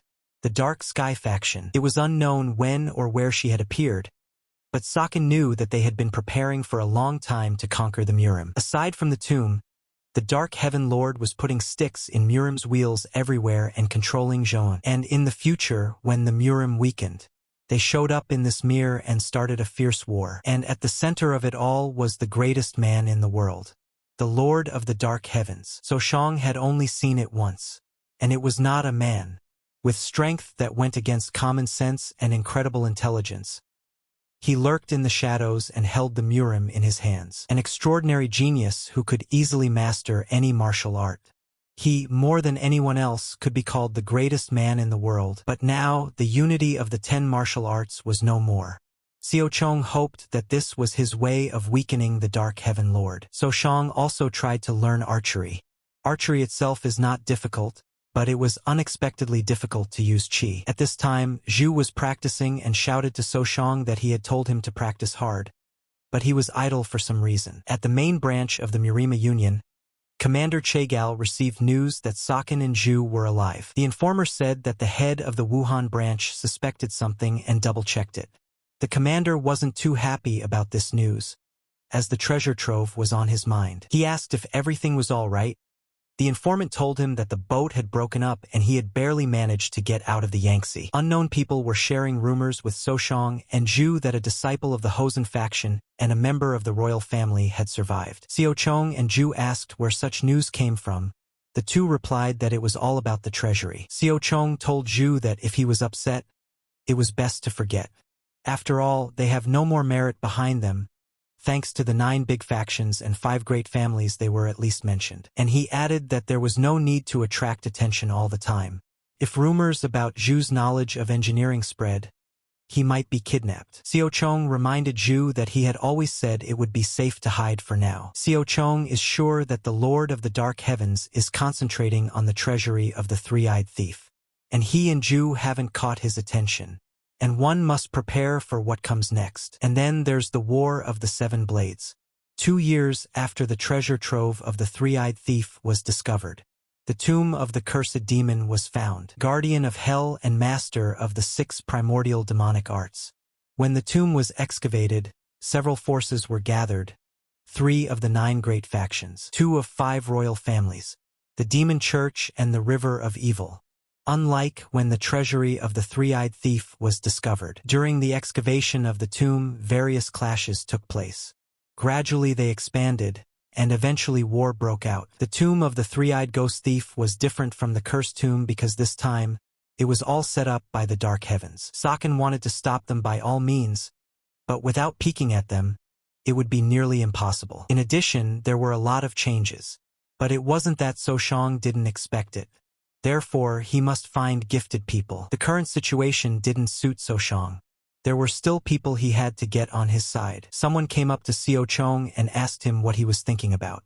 The boy thought he was imagining things and that he was hallucinating. And then the voice said that no matter how much time had passed, was treating his master's voice as a hallucination a bit rude. Xiao Chong realized that this was his master.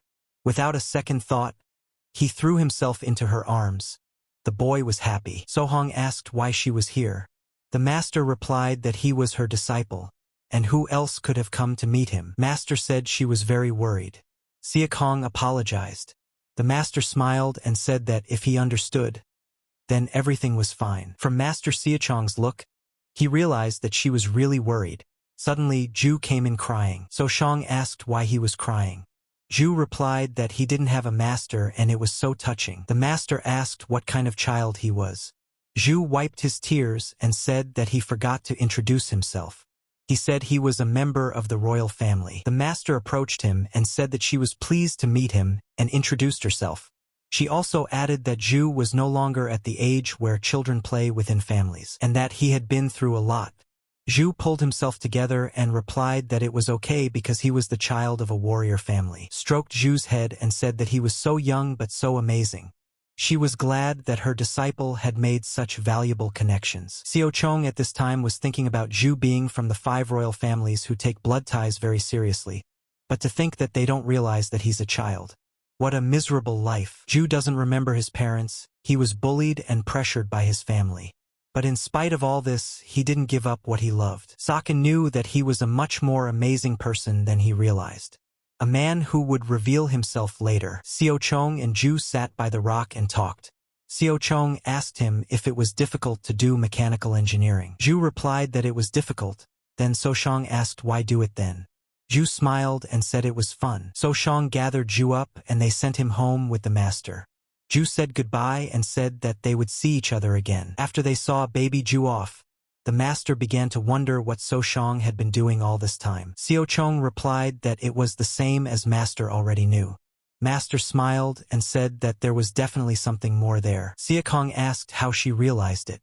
The master replied that from his letter, it was not hard to realize that there was something hidden there. The master asked what had happened. Then So Shang said that he was the first person to discover the treasury. The master was surprised and asked, which meant he managed to survive the Yangtze and then somehow managed to get into the treasury. So Shang asked what was wrong. The master replied that she was a little worried that greed might cloud his mind. Saken replied that he knew very well the teachings of the Hosen faction and that greed leads to destruction.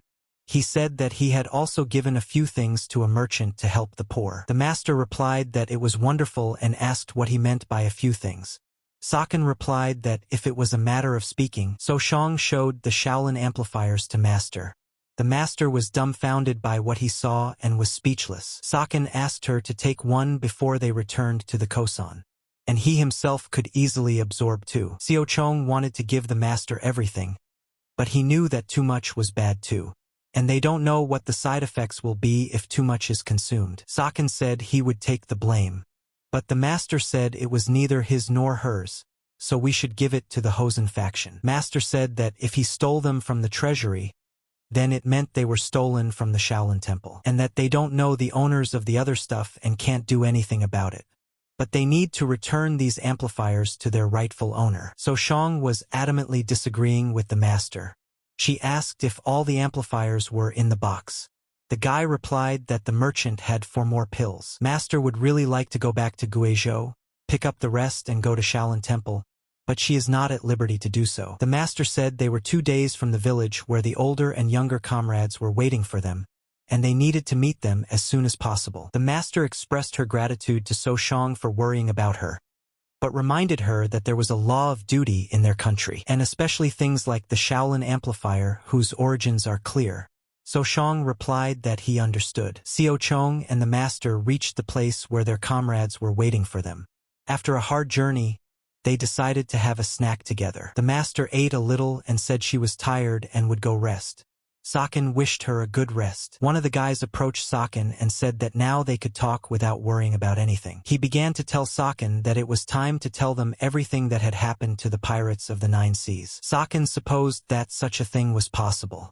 One of the guys asked the owner of the place to bring them drinks and snacks. So the guys began to interrogate Seo Chong. Saken told the whole story about the pirates, the kopecker, and so on. The boy replied that it was a completely different feeling to hear such a thing directly from a participant in the events. The guy said that means Sakon's abilities are superior to Zhang Hong and Zhang Soen. Another guy said that honestly, he hadn't paid attention to So Shang until now and thought he was just lucky. But now he apologized for it. Suddenly the door of the establishment opened and a woman burst in. She was screaming loudly and asking for help. The owner of the establishment asked her what had happened. The woman said that while she was doing laundry by the creek, martial artists appeared and began to rampage. The guys heard this, they didn't understand how this could be in mutant faction territory. Suddenly a master came down. She told the woman that she was a follower of Hosanna and could not ignore the injustice, and asked her to tell her everything. The woman couldn't say 2 words. Then the master said that they would check for themselves and asked them to follow her. The woman replied that they should follow her. The master told one of the guys that it was a trap. She didn't make eye contact with the master. And besides that, if it was a martial artist, she wouldn't be able to escape. The guy asked if the master would go after her. She replied that she had said she couldn't ignore the injustice, and maybe the woman had been threatened. The boys agreed, and said they would go to accompany the master. They followed the woman. The woman led them into the forest, and just as the master had suspected, It was a trap. The leader of the bandits was holding the woman's child hostage. The leader turned to Soshang and said he had personally traveled to Hubei to meet with him. Saken didn't understand how they had gotten there so quickly. Recognizing that he was there, the master obviously recognized who he was. Saken asked her who the man was. The master replied that his name was Eop, also known as the long-armed monkey. The master had fought him when she was on a Murim Union mission. But that time he was foolish and didn't follow through. This was another unexpected event for Soshang. Oop heard this and began to shout that then the master had fooled him with her silly smile, and he was distracted. And suddenly he attacked the master. A fight broke out. One of the guys was yelling that the river was evil cowardly bastards.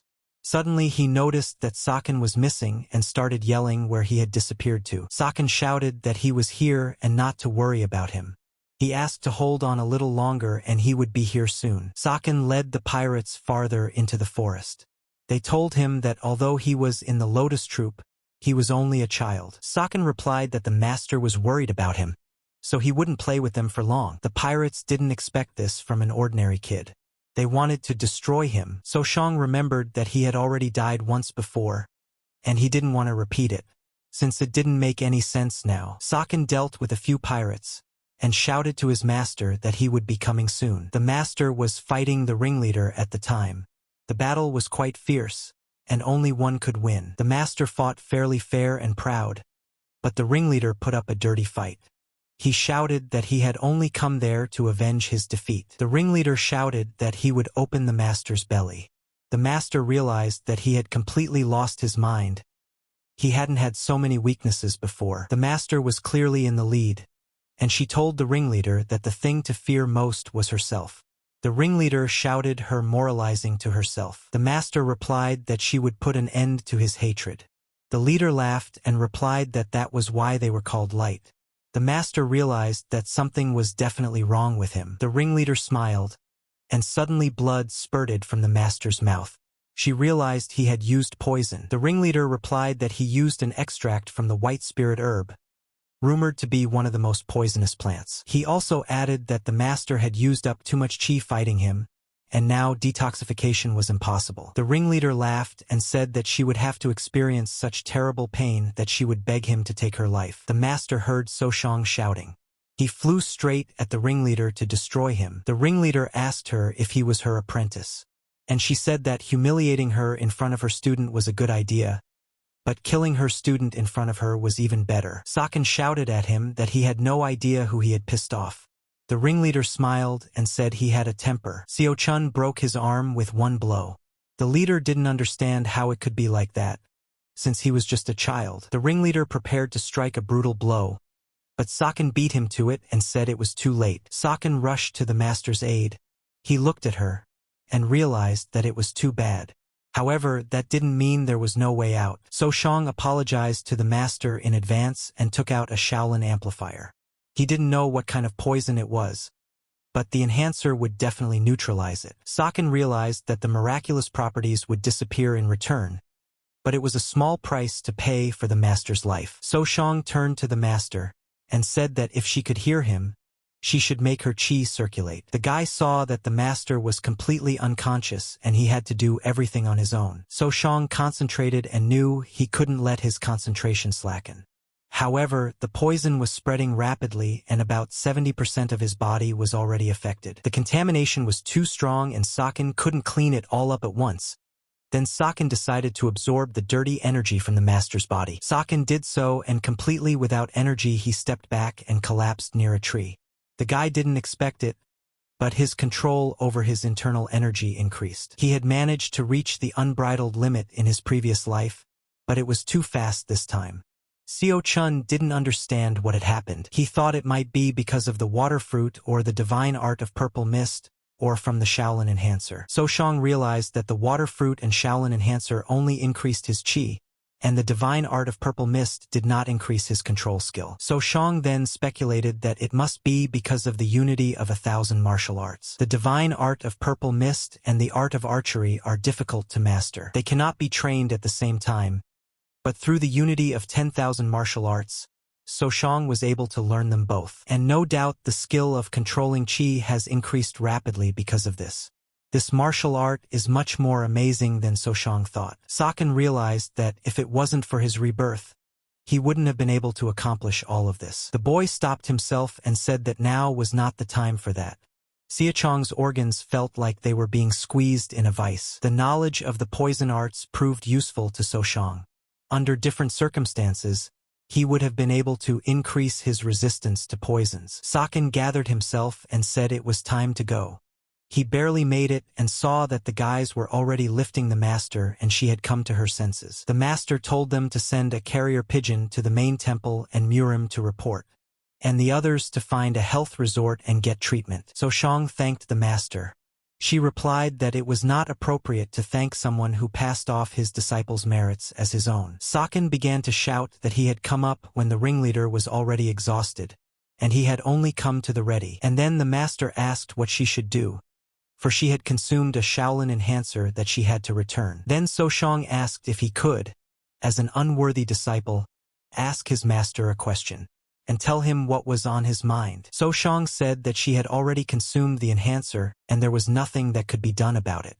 Even explaining it to the Shaolin temple wouldn't work, and added that she didn't use it on purpose, so there's no need to worry. Xiao-chun is sure that even a Buddha would have told her not to blame herself. Soshang said that if she told the truth, it could damage the relationship between the Hosen faction and the Shaolin temple. At all costs, this could not be allowed to happen, so it was best to let it go. Master accepted this and said that she understood.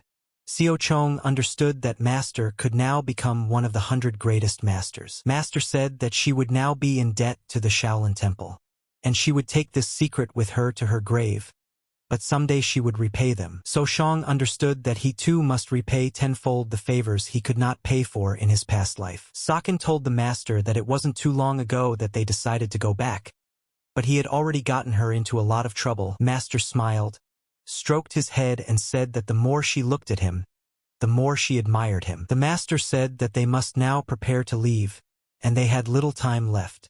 They must get there as soon as possible. After a long journey, they finally arrived. Siqian had no sooner arrived than Xianbi and Soyang came rushing up to him and threw their arms around him. They began to ask him how he had managed to survive. They were interested in all the details. Suddenly, the same Saran appeared in front of Soshang. She too threw herself into his arms. The girl cried and said that she was very worried. Before, Saken couldn't have dreamed of such a thing. During this time, various people visited the tomb to enrich themselves. However, they were not prepared for the traps. Losing one by one, the squad couldn't realize how many more traps were set in this treasure trove. One of them said it was no wonder that all the treasures the thief had collected during his life were stored there. But he honestly didn't think the exploration would take this long. It had been a whole year. Saken knew it would take a long time without Zhu, but he never thought it would take a whole year. In a previous life it took a year to do it all, but to think now only half of it has been scouted. Saken met with the piercing swordsman. Saken called him a savior and said that it had been a long time since they had seen each other. Soshang replied that he had become a supreme master and there was no need to be embarrassed. He asked him to say whatever he wanted. The swordsman said it was all thanks to him. Saken noticed that the chief merchant wasn't with him this time, and asked if there were any problems. The swordsman replied that he only brought good news and asked not to worry. He said that some low-class villains had attacked without knowing all the details. And on top of that, the rivalry of merchants. Xiao-chong replied that because of the treasury, the masters are restricted in their movements. There are no threatening situations at this time. So he told the swordsman that they should develop an organization, hire troops, and prepare for the end of the exploration. The swordsman replied that he understood. He admired Saken for being only a boy, but his strength and intelligence were amazing. It was announced that the exploration of the treasury was complete, and the two elders departed. This meant that Soshang had a year to train. Xiaochong continued to study the divine art of purple mist. The boy had already mastered it by 60%. Soshang then moved on to the second form, the rain petal fan. The main thing was for Soshang to take his time. He practiced as hard as he could, but the direction of the cut wasn't accurate. The flower petals didn't even fall off from the impact of the purple mist. Xiao Chong considered it a failure. He realized that it was because the purple mist divine art and the secret sword art were too complicated. And if he continued, he might throw up. Saken knew that it was not without reason that these martial arts were only available to the greatest geniuses of the Hosen. But he wondered what kind of monster the Lord of the Dark Heavens was back then. Saken was angry that he had lived until he was 77 years old and had barely reached the unlimited limit by suffering. And they were learning by having fun. Life is so unfair. The guy told himself that a mediocre person like him should spend his life practicing. There's no other choice. Saken decided to pack up and move on to the divine art of archery. His target was a shot of 400 meters. The guy didn't hit the target, but it was already good that he hit at least a leaf. Xiao Chun didn't stop. Suddenly Saran ran up to him and asked him what he was doing. The boy frowned at her and replied that he was breathing. After that, Soshang laughed. Saran looked at him and asked if he was calling it a joke, adding that he has a problem with his sense of humor. Saken asked her why she was looking for him. Saran said that she had come to tell him about the lotus competition. Saken was surprised and said that the lotus competition had not been held for a long time. Saran smiled and said that she thought Soshang knew. Saken immediately thought it was all about the pirates of the Nine Seas and the treasury. Saran asked him why he looked so displeased. Saken replied that he will be released next year, so he wants to spend this time relaxing. The lotus competition is an annual tradition. It does not carry the goal for martial artists to become world famous. But that doesn't mean that the participants are treating it half-heartedly. Quite the opposite. This is a once-in-a-lifetime opportunity. The Lotus contest is more of an evaluation than a competition. If the contestant performs well, a miracle medicine or a personalized sword will be the reward. The participants are aiming for something completely different. This competition selects potential candidates for the next generation of Hosen swords. Siakon once dreamed of becoming a Hosen sword too, but he realized that if he became one, his freedom would be limited, and he will be forced to stay in Hosanna to carry out missions. That would affect his plans. Saken decided that he would show the bare minimum. The Lotus Elder at this time in the gathering said that 3 years had passed, and this time there would definitely be many outstanding faces. The woman said that the winner has already been decided. And it's Saken. The herbalist asked her why she thought that. The woman replied that it was the decision of the elders. The man said that his grandson, who doesn't even want to join the Hosen swords, may well have a chance. So he apologizes in advance. The woman replied that there was no need to apologize, because as she said, the winner had already been decided. The man said that he would keep his opinion. A very familiar feeling visited Soshang. He knew and felt something familiar. He looked at the elder and realized that he was instinctively attracted by the purple mist divine art. Suddenly Saran shouted to him and asked him if he was listening to the instruction carefully. Saken replied that he was listening, of course. The instructor said that due to the fact that there were only 9 members in the Lotus squad, there would be 5 matches in the first round and they would draw lots in the second round. Saken thanked Saran for worrying about him. The girl replied that everything was fine and she had to go since it was about to start. The competition has begun. Saran entered the first round. Her opponent seemed very formidable. The instructor ordered them to get ready, greet each other, and announced the start of the fight. The battle did not last 2 minutes. Saran skillfully overpowered her opponent and knocked the sword out of his hands. The elders were watching this. The head elder told the woman that Saran was incredibly accurate and frighteningly strong, and that she had all gone to her, the wielder of the blood and iron sword. The woman gave thanks for such words. The instructor announced the next one, and it was Xiao Chong. His opponent was Pang Kielsan. Saken looked at him and couldn't figure out what to do. At this time, the man shouted to Saken that he was stunned at the sight of his grandson. And it was quite justified. Soshang didn't want to stand out, but he realized that if he recklessly lost, his departure would be delayed as he would be considered weak. Therefore, one must win by holding back one's strength. But so far the boy didn't understand how to do it. And then Pan said that he would let him throw the first punch.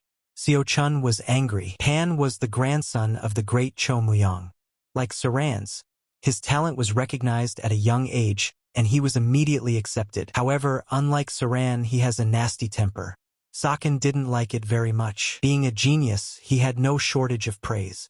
Even Zhang, known for his strictness, was never hard on him, and that's why he grew up to be an arrogant light faction fighter. Pan told Seo Chong that he heard what happened to him 2 years ago, but he thinks it was a bit exaggerated, adding that any martial artist should be able to display their skills in any circumstance, on land or on a boat.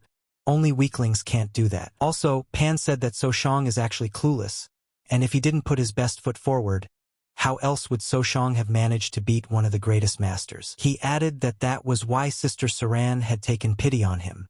He asked her to stop burdening her and get away from her. Sakin was already on edge. Pan told him not to worry, for he was his brother and he would be merciful to him. And suddenly Pan laughed and asked how he would feel if he couldn't land a blow on his little brother. The elders watched this. One of the elders asked Cho if he thought his grandson's manners were a little inappropriate. Cho replied that he was still young and might not understand that. Besides, wasn't he worried about his older brother's honor? And added that he's still so young, that's why he acts like that. But he has a kind character and it's worth just looking at how caring he is. Pan at this time told So Shang that despite his reverence, So Shang did not even pretend to listen to him. And he leaves him no choice but to destroy him in front of Saran. Pan prepared to strike and shouted for Sakin to get ready as he would squeeze out all the tears, snot, and other fluids he had in him. Pan began to apply the technique. The instructor was puzzled how the 5 steps of Qigong could be 80% mastered at the age of 12. Those watching also realized that it was not without reason that Cho treasures his grandson. He looks quite arrogant, but he is very good at martial arts. Seo Chong realized that Pan liked to show off. But if people found out that Seo Chong had mastered the 5 steps of Manhwa Qigong a long time ago, Pan at this time thought that Seo Chong was suppressed by his movements. Seo Chun thought that he was getting so frustrated. It wouldn't come out well if he just knocked him out. Therefore, So Shang decided that everything should look like he was experiencing difficulties. Pan at this time decided to end everything with the flowery scattered spirit technique. Cho watched his grandson and marveled. He even cried out that this was just the way he should do it. Pan shouted that it would end now. Siakan realized it was time to wrap it all up neatly. So Shang used his technique and knocked Pan down with one punch. No one expected this fight to end like this. Seo Chong realized that he had overdone it, even though he didn't want to draw attention to himself and show his strength. Suddenly Cho began to shout that his grandson had almost been killed. The elder asked him to lower his voice, otherwise their eardrums would burst. And he added that his grandson wasn't hurt too badly, he was just unconscious. After resting, he'll be fine. The elder at this time thought that Seo Chong had just grown incredibly during this time. An amazing child. Cho began to shout that the bastard must have used some kind of sorcery. Otherwise, Pan wouldn't have lost so easily. The elder told him not to be a laughingstock. And does he really think the guy managed to fool the 10 thrones of the high heavens? And he added that he understands how much Cho adores his grandson, but he must remember that love can spoil his student, and he must teach him that he is his own worst enemy. But the elder also said that in one fell swoop, that's certainly amazing, and they should keep an eye on that child. Sakin shouted that he was surrendering. Suran was standing in front of him at this time, and the fight was about to begin. Suran interrogated him about what he said. Sakin shouted again that he was surrendering. The girl couldn't understand what was happening. The instructor told him to explain himself. So Shang said that to repel Pan's attack, he used qi on most of his body. He has developed some minor internal injuries. They haven't healed yet, so it's too difficult for him to fight Sister Saran. The elders listened and thought that perhaps that was the case. After all, it would be impossible to block Pan's attack with average capabilities. And besides, his opponent is Saran. In that condition, he wouldn't be able to fight. One of the elders said he wasn't happy about it. The herbalist was angry that Sakin appeared in a different light in front of him after the incident with the pirates of the 9 seas. But although his skills are quite good, he lacks courage. The herbalist was angry and said to himself that Sakin was boasting about his qi.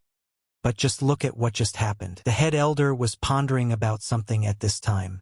He thought he was rather imagining something. Sakin went to his chambers when suddenly someone told him that a good job had been done. Then Seo Chong saw his master. So Shang apologized to the master.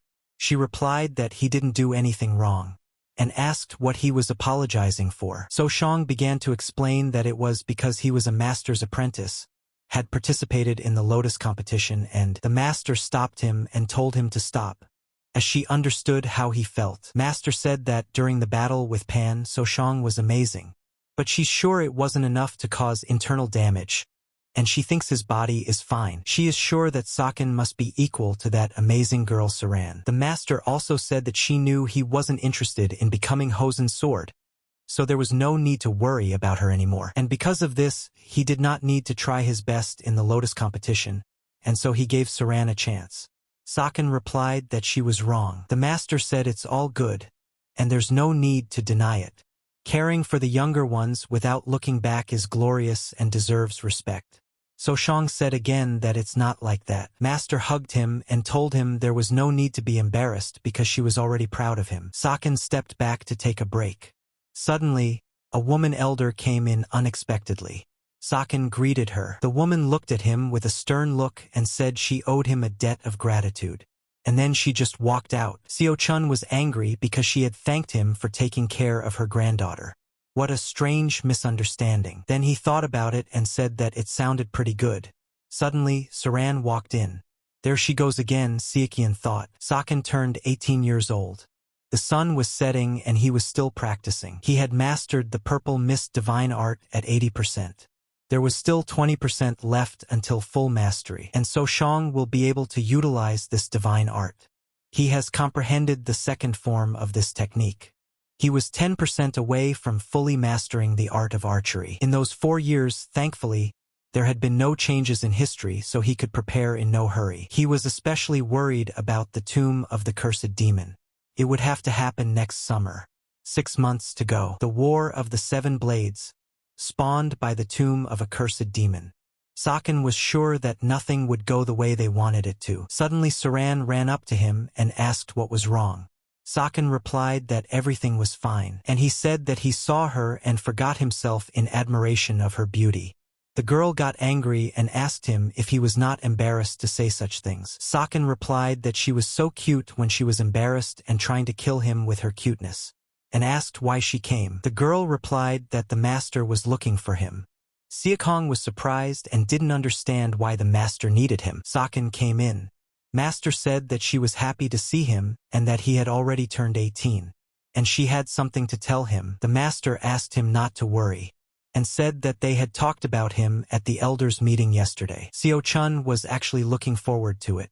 Master said that, to be honest, she had a hard time choosing whether to send him alone or not. Seo-chong was thinking at this time, just wish they would send him off without any chaperone. He didn't need that at all. The master said that the elders calmed her down and told her that it was pointless worrying. Soshang exhaled. Master said that she would finally be able to see her apprentice leave the Kosan. It was quite exciting for her. She apologized to him for not being there last time. Seokong said she shouldn't have, since she was on a mission last time. Seo-chong said that someone outstanding in martial arts was needed then. Master smiled and said that he had a good tongue. Master could barely hold back her tears. She walked over to Soshang, put her hand on his head and wished him a happy journey. Seo-chong thanked the teacher and said he would come back. He too felt a kind of longing in his heart. In his past life, when it was time to depart, he went to war. So this is his first journey to become a saint. Sakin knew that the War of the Seven Blades would begin next year. Saran came up to him to say goodbye.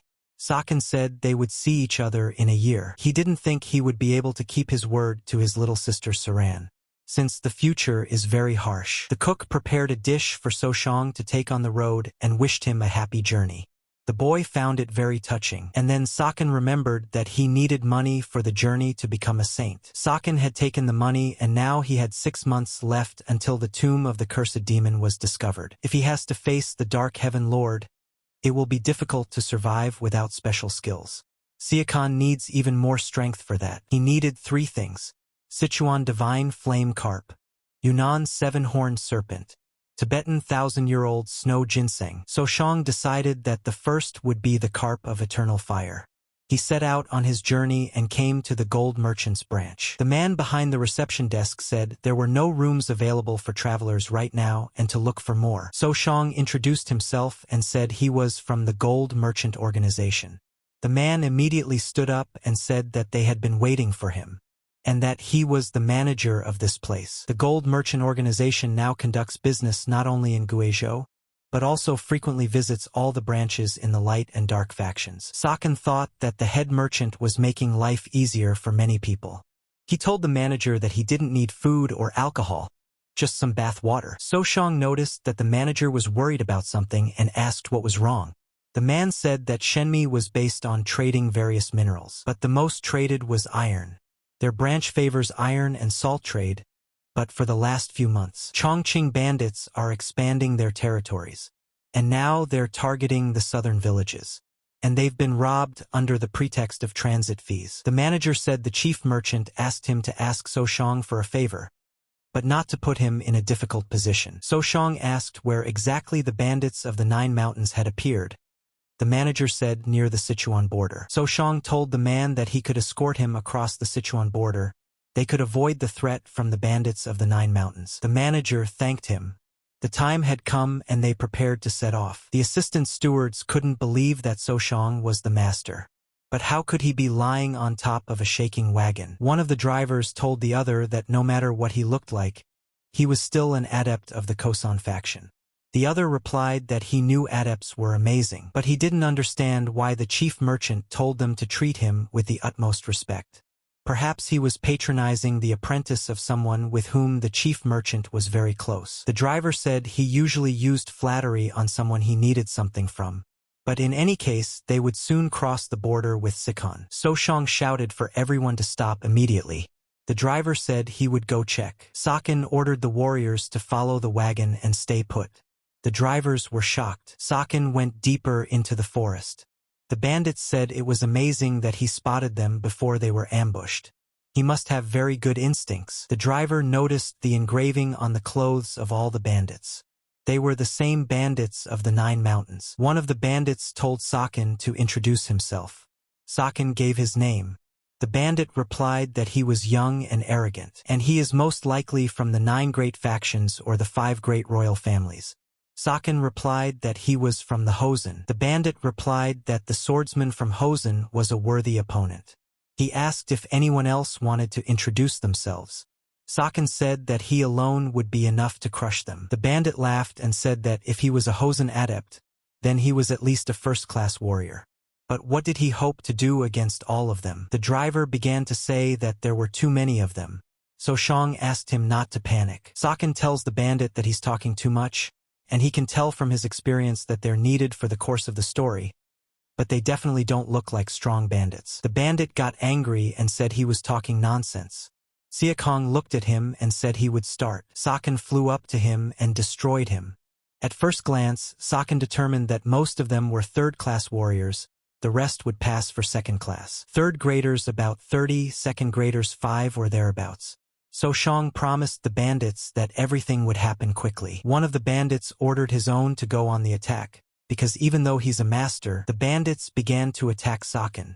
The driver watched from the side and shouted to Shang to be careful. However, a little over a minute passed, and Saken dotted the field with the bodies of bandits. The driver couldn't believe his eyes. Shang said it was easier than he thought. The remaining bandits fled from there to avoid the fate of their fellow bandits. Shang noticed that the bandits had forgotten a cylinder. He picked it up and decided to see what was in it later. Shang ordered the driver that they should set off ahead and go their own way towards Sichuan. He would make sure that the bandits would not pursue them. The driver asked what that meant. Saken replied that it was too long to explain, so one should just obey without objection. Saken followed the escaped bandits and saw a number of people much larger than he expected. Xiaochong decided to use the concentration of solar chi to burn the mountain and settle the matter with them. Suddenly Shang noticed an arrow flying at him. He realized that he had been spotted. Saken realized that it was all about the scouts who were standing on the towers. He fired arrows at them. He had 6 arrows left. The guy knew he had to hurry. Xiaochong decided to kill the man who looked like the ringleader first. The guy was sure there were people trapped in there. He fired an arrow at him. The bandits realized they were under attack and went on alert. The bandits looked in all directions and could not understand where the attack was coming from. Then they noticed Saken on the tower. The fleeing bandits recognized Shang. The order came to get rid of that archer immediately. Saken destroyed one by one.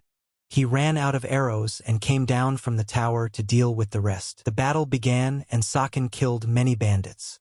Suddenly, some of them begged Soshang to spare them. Saken asked why he should spare them. The bandits promised to do anything. They began to shout that they would reform. Saken laughed and said he would check it in the next life. The fellow tied them up with a rope and took one of them to show him where the captured men were. The bandit brought him in.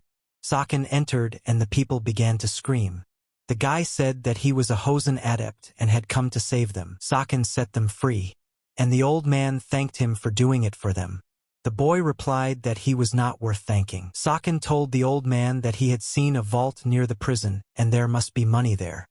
He asked the old man to use it for the needs of his village. The old man replied that they could not do that to their savior. Saken smiled and said that it was all right. For being an ascetic, he would be punished for greed. The people cried and began to thank him. They asked him to at least tell them his name. Saken gave his name and said that he was a Hosanna adept. Soshang thought about how good it felt to be free. Having reached the unlimited limit, he wouldn't have to hide anymore. Meanwhile, back in Sichuan, news of Soshang has reached the Tang clan. The boy is still unaware of what's going on there. Soshang said goodbye to the people he had saved and said he had to go. He thought about the divine flame carp and that it contained a huge amount of qi. Saken knew that if he absorbed it, he wouldn't be able to internalize it properly. And the slightest mistake could cause internal damage. If Siochong could get his hands on the 1,000-year-old snow ginseng, it would be his first choice. But Siochong would freeze to death before he even found it. So Soshang decided that he needed a remedy that he could take along with the divine flame carp. And the Tang clan would provide it for him. Siakan arrived at the Tang clan, and he was met there by the poisonous phoenix Tang Hai. Siochong was shocked when he saw her. 5 dragons and 3 phoenixes. In the martial arts world, the dragon and phoenix prefixes to the title have more meaning. This select 7 represent the elite of the elite among young talent. In their 20s and 30s, they have outstanding performance. In social standing, beauty, martial arts, Saken knew that if he hadn't been a disciple of the Smiling Blade Hosen, it would have been difficult to meet her. In his past life, he hadn't had the chance to see her. It was their first meeting. He couldn't understand why the young ascetic was looking at her so thoughtfully. She told Saken that she had heard that Hosen ascetics were only aroused by swords, but looking at him she thought that wasn't true. Siekian didn't know where to turn from his embarrassment. The girl apologized and said that she had no bones in her mouth and that the joke was too rude. Hai added that when guys see her for the first time, they say she has a pretty name and stare at her with eyes full of desire. And she noticed that Seo-chun isn't like that. The girl asked him not to worry, and if he would be a bit quiet and say his name at least 3 times, maybe she would remember it. Saken didn't expect the poison phoenix to be so spoiled. She said that Soshang could stay as long as he wanted and could rest before continuing his journey. The girl also asked not to look for her. Siekian replied that she was quite impulsive and that he had met her in order to have a duel. The girl was surprised and asked what the duel was about. Soshang replied that it would be a betting contest. Hai said she was intrigued by him and asked him to lay it out like a net, and reminded him that it's best not to compare her to other regular girls. Seo-chun replied that he hadn't even thought about it. The girl asked what his rate would be. Soshang took out his sword, put it on the table, and said that it was an excellent sword. Hai said that it was certainly not bad, but if Saken asked for her hand in return, it would just be robbery. Siakong replied that not all men want just that. He said he wanted frost poison in return. The girl was puzzled as to why a Hosen adept would want poison. Saken replied that if she was interested in his motives, why don't she defeat him and ask him about it? The girl replied that it was very impertinent, and asked me not to make her angry anymore. Otherwise it would end badly, since she can throw him into the river and keep him underwater until he literally turns into a ghost of the river. The girl exhaled a little and said that she accepts his challenge. Then Seo-chun said that the choice of time and place was up to her. The girl pointed a butterfly at him. Seo-chun realized it was a poisoned butterfly. Hai praised him for dodging the soul-seeking butterfly. Seo-chong replied that her attack had failed and what she was going to do next. Then she replied to let Saken survive the next attack, and then she would easily admit defeat. The girl stomped her foot and shook the entire room. She started to fight the guy, but it was a distraction. The butterfly was hunting Soshang. Xiaochong wasn't as stupid as the girl thought. He cut the butterfly into two halves with his sword. They were interrupted by the subordinate girls. They rushed in to grab Soshang. She held them back. The girl asked again what Soshang's name was. He reminded her. She ordered her subordinates not to lay a finger on him until she returned. Siakan at this time hoped she wasn't plotting a surprise attack to try and kill him again. The girl returned, and as they had agreed, she handed him the poison he had come for. Soshang took the box and said he wasn't happy to meet her and hoped they would never meet again. And then the girl asked him if he knew what the worst trait of the Tan clan was. Saken asked what if he didn't want to know. And the girl replied that they were the most sinister clan in the martial arts world, and that they believe that if you offend a girl, there is no sin. Hai said that she always pays her bills, and promised that it would not be a sin, but a poison that would consume his whole body. Saken replied that he had heard that the Tang clan was the most generous in the world. He added that he was done with business and would go his own way. Soshang set off on a journey that lasted several days. He finally reached Mount Zhongliang. Siakan sighed deeply and used his technique to search for the carp. With a little bit of effort, he found it. Thanking the Dark Heaven faction, an organization under the Dark Heaven faction that collected and recorded data on miracle cures and mythical creatures. In the Age of War, they used a huge amount of mythical beasts to increase their internal energy or hire masters outside the faction. There was a reason for their power. Their archives were only revealed to a small number of people, mostly faction heads. But the records were not very useful, as the faction left no cures or mythical animals behind. Saken had once read these notes out of boredom, but he didn't think he would ever need it. Xiaochong fired 3 arrows at the carp at the same time. However, he clearly underestimated the fish. The carp managed to dodge. The carp then soared over the river and hit Saken in the face with its tail. Before that, the boy had not seen a rival in the fish. Soshang got angry and shouted that he wouldn't leave alive after that. He was going to kill him anyway. Xiaochong began to use the first form of purple Genesis mist. And after that, it came to the second form. Soshang used a fan of rain sheets, and he managed to grab the carp. He asked him how he did it. He added that even though he was a mythical creature, he was insignificant in front of humans. Siakong wondered what he tasted like. He took it in his hands to taste it, but stopped and said it was not the time. Saken put his hand into the carp's mouth and took out a pearl, and as soon as he extracted the pearl from the carp, it immediately turned black and its eyes were like an abyss. Soshang thought that he was no longer so appetizing. Saken went on his way and told himself that the life of creatures always comes down to survival of the fittest. And he was not at all angry that he had hit him. Saken found a convenient place to absorb the amplifiers. The main task for him was to concentrate. He knew that by using the frost poison he would neutralize the fire chi, and the fire chi would disarm the frost poison. Soshang had heard that the Tang clan's poison was incredibly powerful, but this one exceeded his expectations. His body was covered in red spots and sweat. Xiaochong noticed that the volume of his chi had increased for 5 years, as well as immunity to all kinds of poisons and resistance to heat and cold. Soshang protected his body, and using the fire chi of the divine flame kripa and the freezing energy of the poison, he increased his resistance to heat and cold. In the process, the chi used doesn't regenerate, so while ineffective, Soshang had only wasted it. He wasn't quite sure about the immunity to poisons, but the resistance to heat and cold had increased.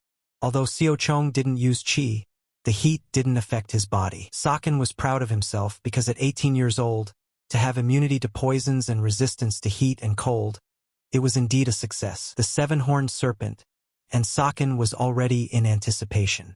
So he set off again. But it turned out that unknown people were following on Soshang's heels. They came to the place where the boy had just been and found a carp killed. They also noticed the scratches from the sword. They did not understand who had dared to steal it. One of them became very angry and shouted that the one who did this would die a slow and painful death. Soshang arrived in Yunnan at this time, and the boy thought that at least here he should sleep on a bed. Saken came to the Milky Manor, specifically the Flying Tiger Guard. Xiaochong knew that starting from Yunnan, the gold merchant organization wouldn't be able to help him, and the money could not be wasted. And if there's any time left, after he gets his hands on the core of the seven-horned serpent, It's worth a visit to the Diensong faction. Xiao Chong took a seat at the table and heard a certain man ask another if he had heard of a young man who had recently won a contest against a poison phoenix. The man replied that he remembered and asked why he was asking. The man said that he had heard that Shang before he arrived in Sichuan interrupted about 50 mountain bandits. Plus he rescued captured citizens, and what's more, he even shared the stolen money with them. At this time in Mti Lao, this mountain has a bad reputation as the Mountain of Death. One reason, the wild environment, but mostly because of the poisonous fortune. The most dangerous area on the mountain is the Valley of Poisonous Blood. The entrance is filled with all kinds of poisons, and inside there's a lot of toxins. Even a poison master from the Tang clan wouldn't be able to return after setting foot there. It's so dangerous that the government has named the Valley a Forbidden Zone. At this time, an unknown man came to a place he had only heard of. He told his charges that if any of them wanted to turn around, it was not too late and he would not punish. The troop shouted no way, and the moment he received them, they swore allegiance to him. The man replied that if it wasn't for their help, no one would be there anymore, and he is grateful to them. They decided to continue on their way. It was getting hot. One of the warriors told the Lord that they would soon arrive at the area of poisonous insects. The master shouted for everyone to get ready for battle. Poisonous insects began to attack them. He also shouted to the warriors not to be careless in the hope of a quick rescue, and that they would attack as soon as the warriors fell. They must not let themselves be bitten. Saken at this time continued on his way and was bitten by an insect. He killed it on his shoulder and shouted that they had already gotten it. The guy couldn't take it anymore, grabbed his sword and started waving it around, telling them to fuck off. Saken got rid of the annoying ones and decided to see if he could find any more poisonous plants. Suddenly, Shang heard people shouting. He didn't even realize where people could be coming from nearby. Saken thought for a moment and assumed that if it was the Dark Heaven faction. The boy decided that it was worth checking. The Lord was fighting a huge insect. He was about to overpower it, but the monster wounded him. The squad could no longer fight these insects, and began shouting and calling for someone to help. The Lord began to shout to the troop to leave him and run away. Suddenly someone chopped the insect's limb into pieces. Saken recognized it as the great mantis from the Illustrated Records department. He told the master that when mantises mate, the female kills the male, and added that they choose those who are easier to rip off the head. Also, Saken said that the gentleman thought he was going to die, but the sexual ritual drove him into a frenzy.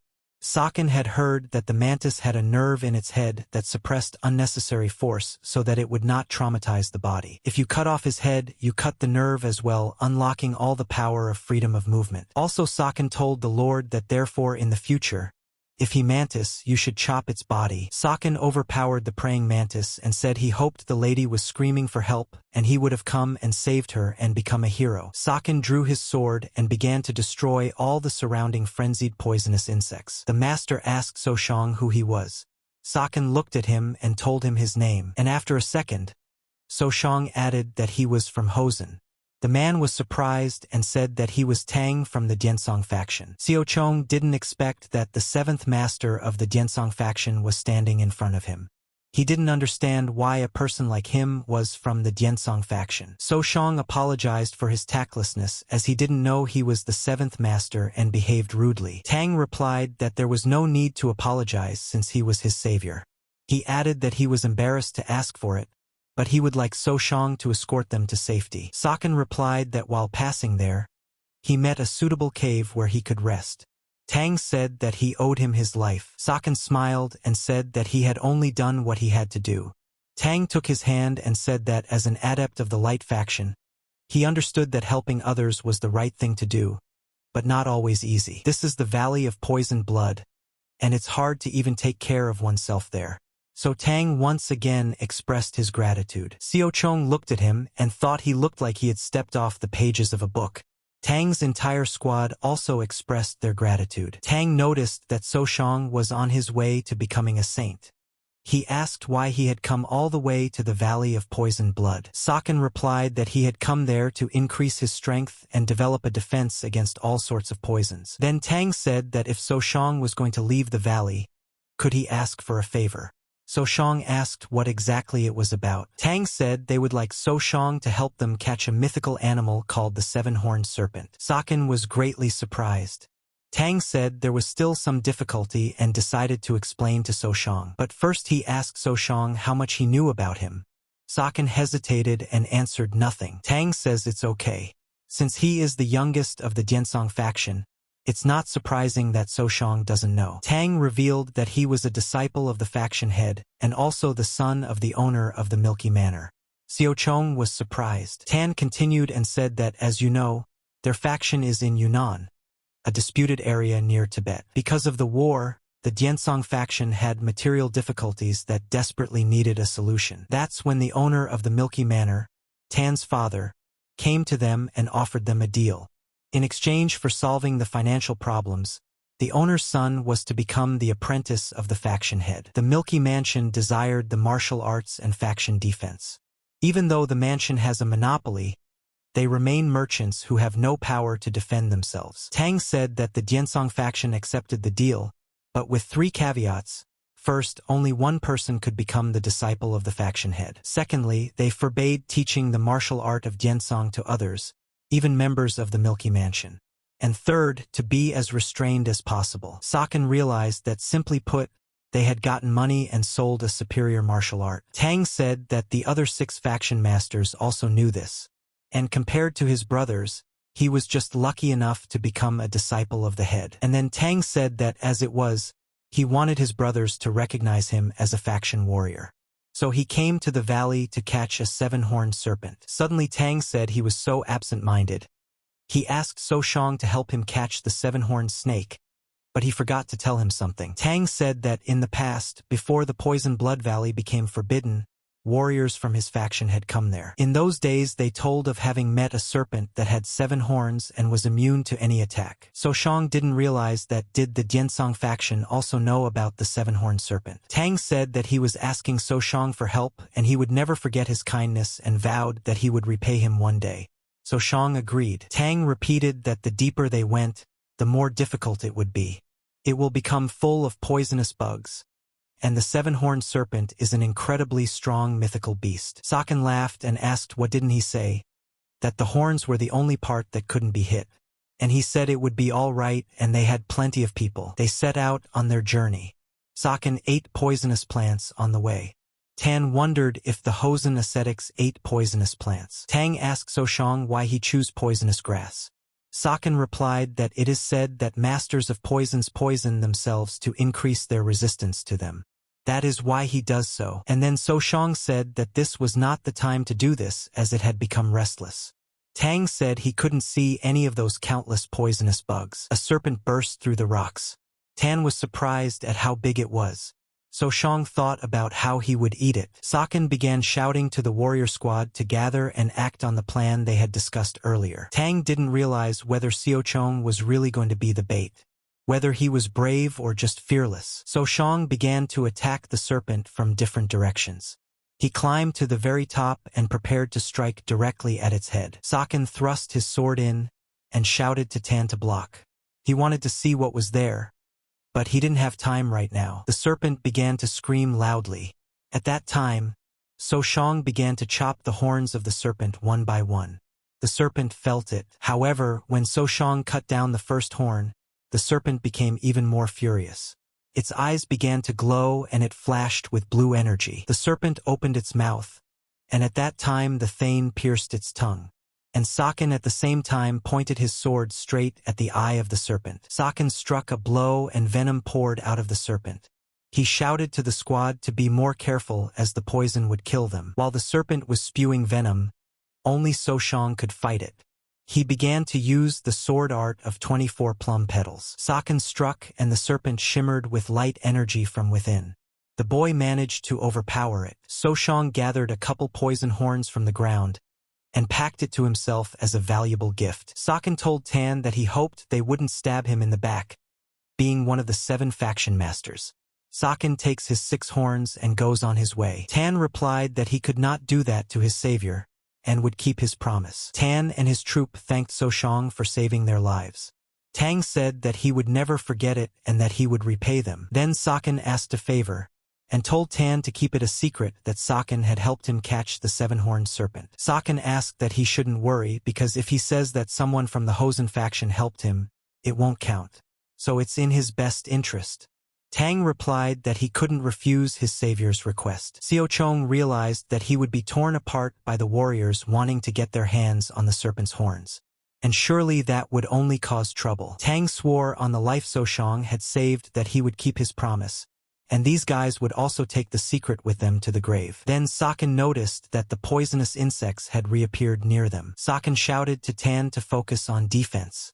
Tan asked if he was going to be okay. Saken said he must have been tired from fighting the snake, so he just asked him to look after his luggage. Tang noticed again how good Soshang was at martial arts.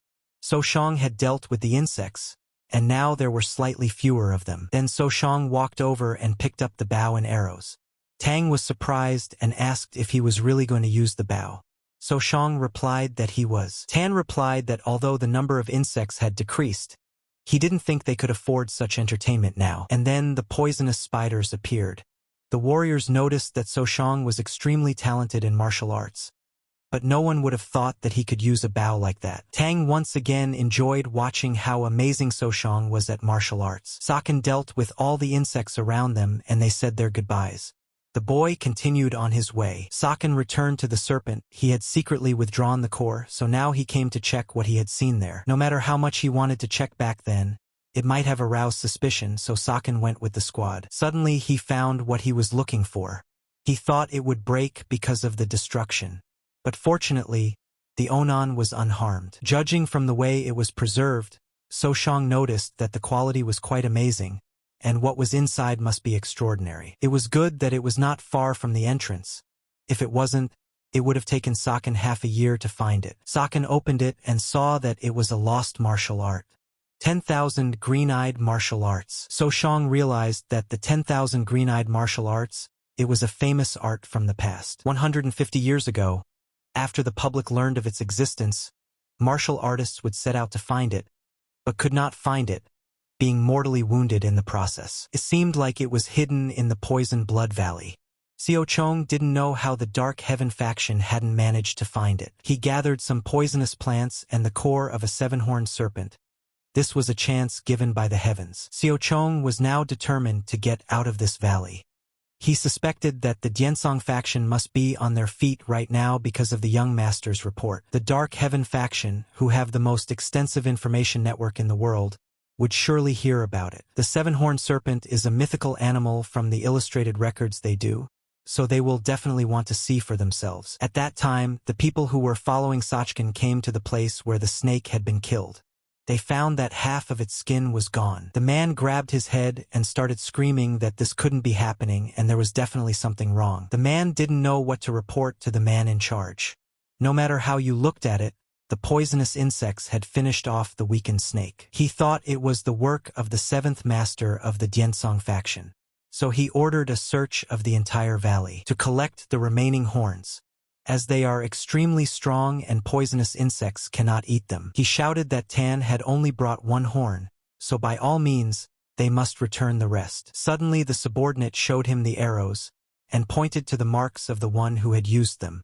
The man was puzzled. The man knew that the Diensong faction didn't use arrows, and didn't understand who the hell was using them in the first place. And then he wondered if it wasn't the Diensong faction that had defeated the serpent.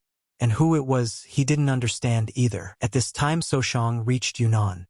He knew that the gold merchant organization must be hiding and doing business somewhere there. Saken entered one of the establishments, and the man behind the reception desk immediately recognized that it was Saken from the gold merchant organization. The man said they were waiting for him. Saken thanked him for his concern. But first he handed the man a package. He said he had hidden 5 of them nearby, and asked me to find them tomorrow and send them to the chief merchant along with a letter. Saken handed over the letter and the map where he had hidden it, and said he had heard that Saken's 10 whirlwinds were waiting. He asked to show it only to them, and have them move these things. Soshang said they were very valuable and asked to be careful. The man promised to do everything.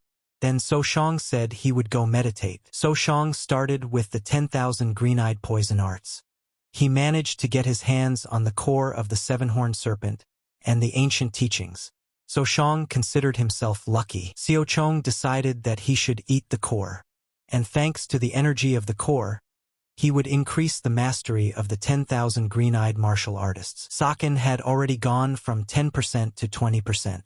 After mastering 20%, the number of poisons he was immune to would increase from 100 to 1,000. So Shang didn't know if it directly affected his body condition, but he used most of the core energy. As expected, the consumption was substantial, but the core chi energy still remained. And Xiao Chong now didn't know what to do with it. By increasing his chi, he could reach an unlimited limit. On the other hand, he could follow the path of bodily transformation. So Shang was incredibly tormented by the thought, unlimited limit or bodily transformation. Then So Shang decided to focus on reaching the unlimited limit first. He knew about the existence of the 1,000-year snow ginseng, so after the unlimited limit, he would engage in bodily transformation. Saken sank into meditation and felt an incredibly familiar feeling. His thoughts were telling him to follow the stream. Saken walked over to the tree and woke up. He could no longer feel the energy of the seven-horned serpent. The increase in chi only took 2 minutes, but something had definitely changed. Saken didn't realize yet. He tasted his strength and realized that he now had an unlimited limit. However, So Shang didn't understand why it was blue and not purple. He was able to reach the unlimited limit, but that didn't mean that divine arts or other martial arts had improved. Saken gathered himself and went downstairs from his room. He asked the manager how many days he had been in the room. He replied that it had been 3 days, and he was already freaking out, thinking something was wrong. Saken apologized for the inconvenience and asked what about the horns. The manager replied that they had collected them all by noon on the 2nd day. So Shang said good job and he's off to Shirsang, and he'll stop by again on his return. So Shang continued on his way. As he approached the mountain, he asked himself if this was the greatness of nature. Only at such moments did he realize his insignificance, so he decided it was time to climb. It is said that 1,000-year-old ginseng grows on the top of a mountain covered with numerous bodies of the dead. Saken set off on his journey. Halfway to the top, bodies began to appear one after another.